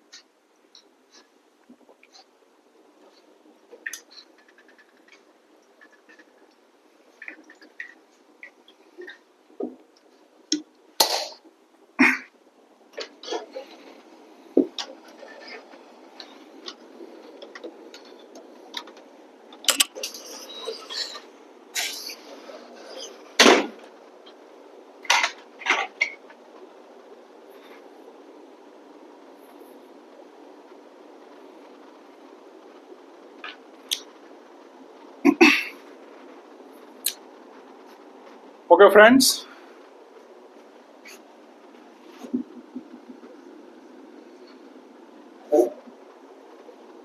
ठीक है, आप लोग नोट कर लिए क्या? ठीक है, आप लोग नोट डाउन कर लिए मुझे पता है। मैं अब आगे बढ़ता हूँ, क्योंकि अब एक क्लास 2 घंटे ज्यादा नहीं जाएगा, इसलिए मेरे पास ज्यादा टाइम नहीं। कितना टाइम है देख लो एक बार। मेरे पास 15 से 17 मिनट टाइम है, उसमें थोड़ा और खींच लेता हूँ मैं, ताकि 6 क्लास लगता है सेट थ्योरी कंप्लीट करने में मुझे। 6 क्लास का सेट थ्योरी का खिलाड़ी हो जाओगे, सेट थ्योरी में कोई आपसे हाथ नहीं मिला सकता है।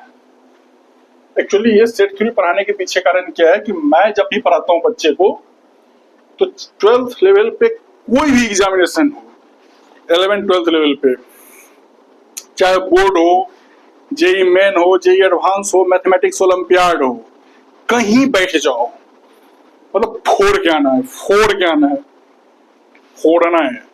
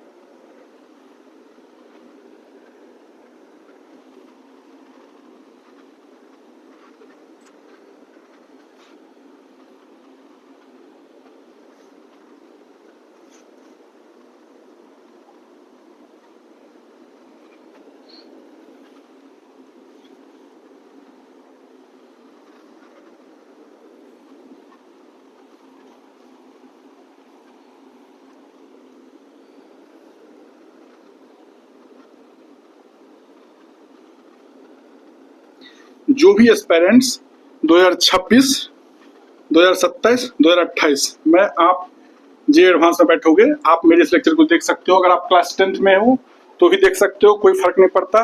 क्लास 11th में तो भी देख सकते हो, क्लास 12th में हो चाहे 12 पास आउट में हो। देखो 17 मार्च यानी आज से मैंने इसको शुरू करा है और ये 30 नवंबर 2025 को खत्म हो जाएगा। और जो पढ़ते रह गया लगातार कंटिन्यूअस वे में, समझ लो मैथ्स का बाप बन जाएगा क्लास 12th लेवल पे। कोई इसको हिला नहीं सकता है, क्योंकि ऐसी नोट्स मिलने वाला कहीं नहीं है, तुम दिमाग में रख लो। और ये कंप्लीट फ्री रहेगा। मैं एक्चुअली मेरे को जे एडवांस पढ़ा के पैसा कमाना का कोई खास शौक नहीं है, लेकिन ठीक है, पैसा नहीं भी कमाना है ऐसा बात नहीं, पैसा तो कमाना ही है, बट ठीक है। बट उतना भी मतलब कोई जो ऑनलाइन पढ़ा रहा हूँ ये काम हमेशा फ्री रहेगा, इस पर कोई चार्ज नहीं लगेगा। इसलिए आप जितने भी फ्रेंड्स हैं ना आपके, सबको बताओ यार, जो फाइनेंशियली वीक हैं उनको आप बताइए कि यार ऐसे ऐसे फ्री पढ़ाया जा रहा है और सब कुछ पढ़ाया जा रहा है, पूरी चीज आपको नोट्स तक मैं हाथ से लिख के दे रहा हूं, तो आप समझ सकते हो।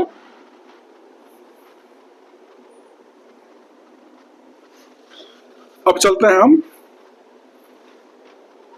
सबसेट सुपरसेट, समझ गए? ऐसा साइन था, देखिए समझिए, सबसेट के लिए यूज किया जा रहा है।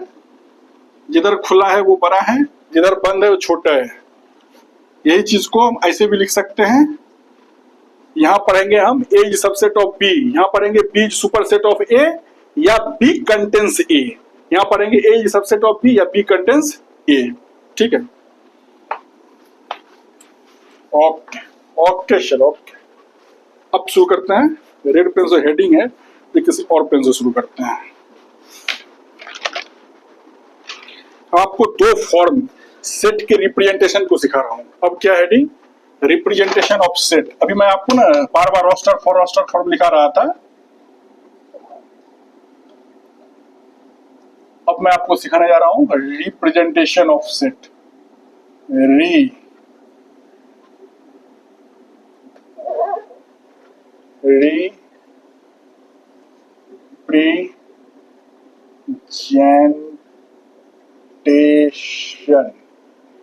Representation of sets. Representation of sets, representation of sets. इसमें सबसे पहला आ जाएगा set builder form, roster form of set. पहला आ जाएगा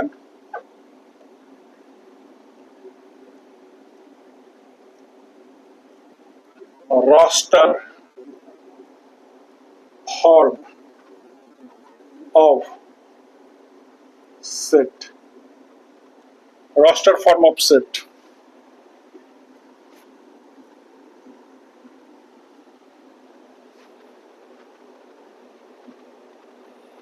ये if the set has only a few elements, then one can simply list the objects in the set by writing A is consisting of a,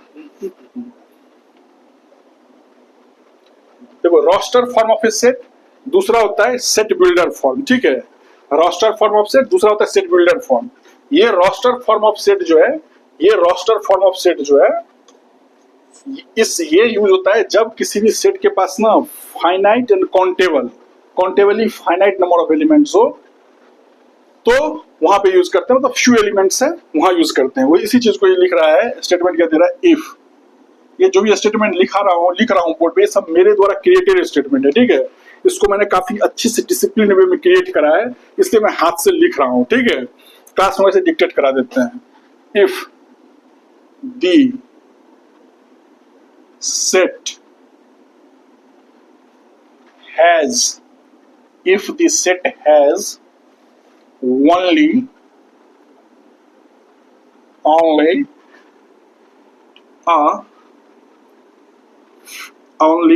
few elements,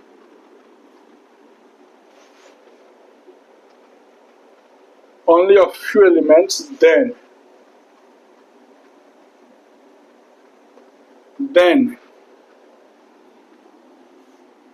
one can simply list the object, then one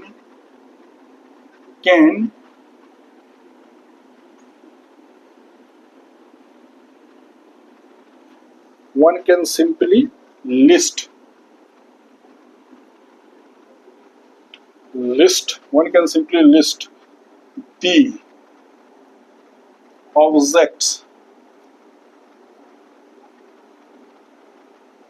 objects in the set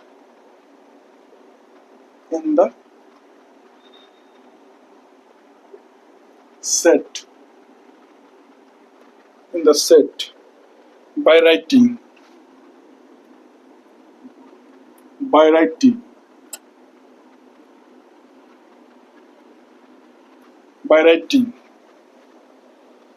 A is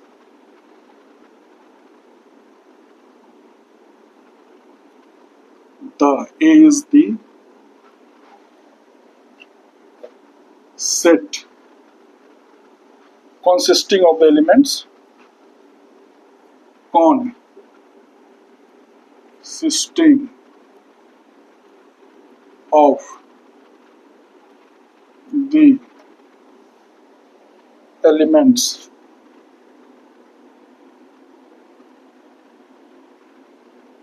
consisting of the elements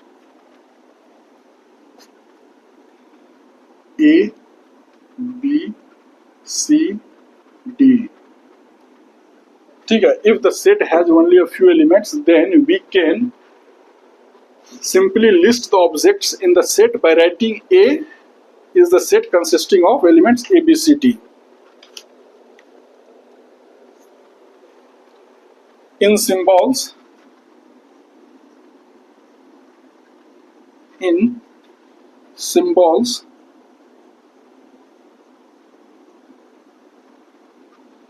this statement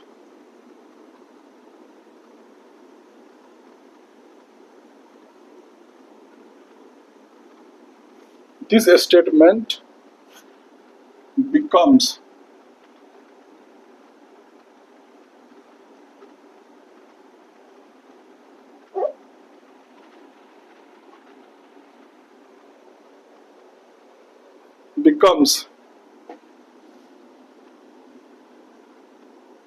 A equals to A, D, E, F, ठीक है। where A, B, C, D, ठीक है। So brackets are used to enclose the list of elements. Symbol statement becomes this. Here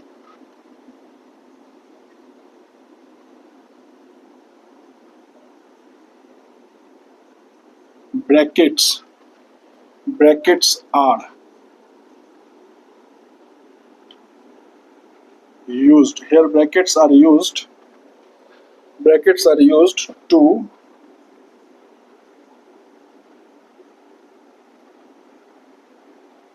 enclose the list of elements, the list of elements of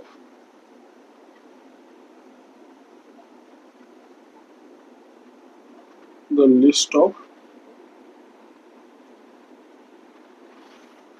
of elements. इसको बोलते हैं roster form. अब दूसरा आ जाएगा set builder form. Set builder form,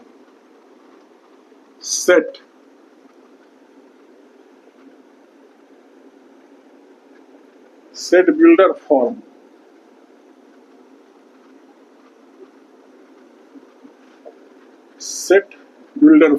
set builder form, if the set has means लिखते हैं, ठीक है, if the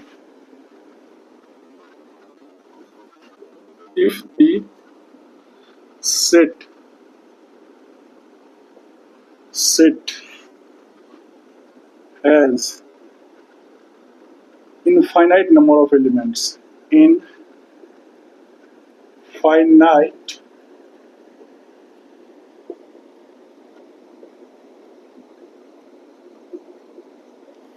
if the set has infinite number of elements,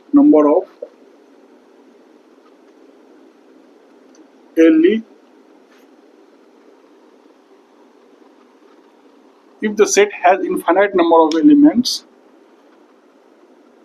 having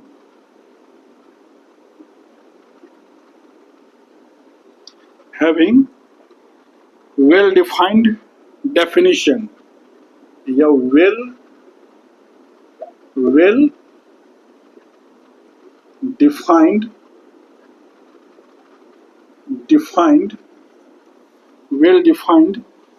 definition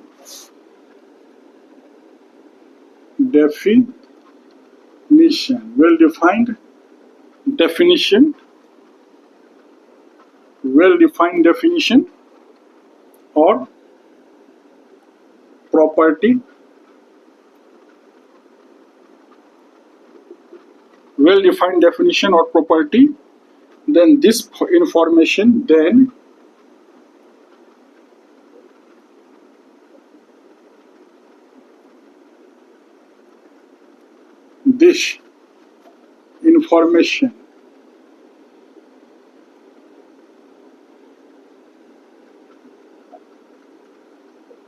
this information is expressed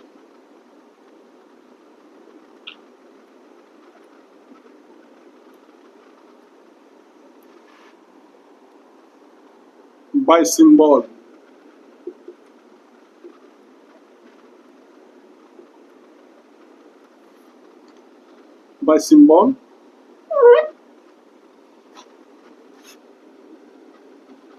A।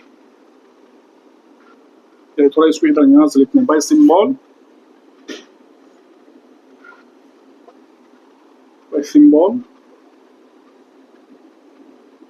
A equals to X such that X has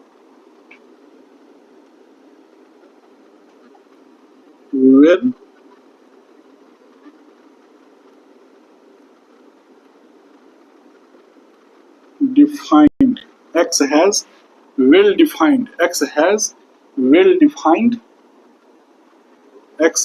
defined definition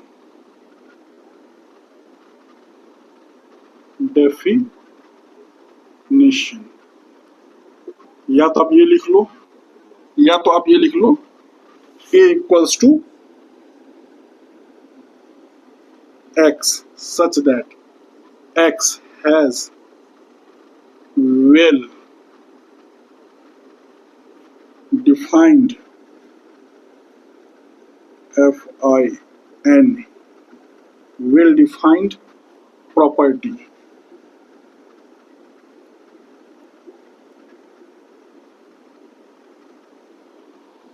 ठीक है।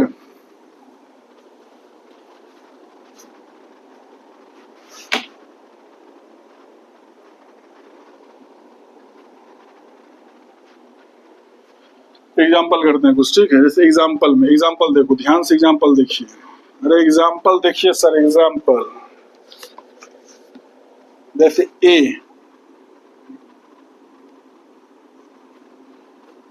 X is citizen of India.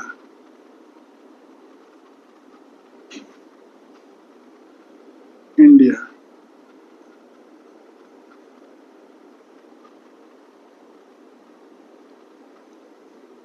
People of India defined नहीं है, लेकिन citizen of India defined है। Article 5 to article 10 of our constitution of India वो citizen को define करती है, हर वैरायटी के सिटीजन को।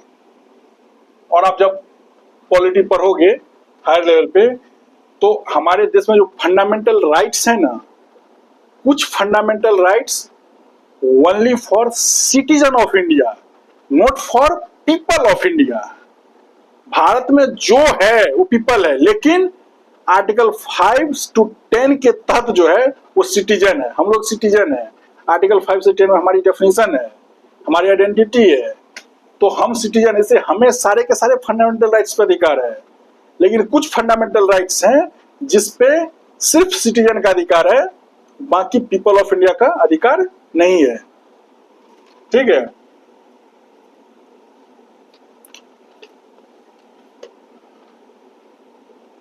जैसे बी, एक सेट लिख रहे हैं B equals to X such that X is 6 feet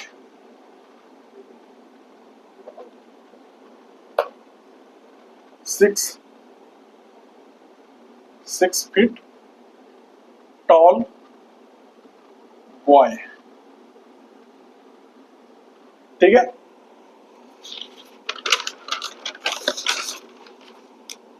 ठीक है, टाइम देखता हूं, क्योंकि अब ना आज यहीं तक रहने देते हैं, कल हम आगे बढ़ेंगे। ठीक है, क्योंकि टाइम अलाउ नहीं कर रहा है। तो माय फ्रेंड, आज के इस लेक्चर में बस इतना ही। तब तक के लिए देखते रहें, पढ़ते रहें, बढ़ते रहें। धन्यवाद। ठीक है, इस प्रकार से आज के लेक्चर को मैं यहीं क्लोज करने जा रहा हूं, यहीं पेंड कर रहा हूं। नेक्स्ट लेक्चर का वेट कीजिए। सेट थ्योरी पे मैक्स टू मैक्स 6 आएगा, लेकिन जितना भी लेक्चर्स डालूंगा आपको एकदम मजा आ जाएगा। मतलब ऐसी मजा कि यार सेट थ्योरी से रिलेटेड कभी कोई कंफ्यूजन रहेगा ही नहीं।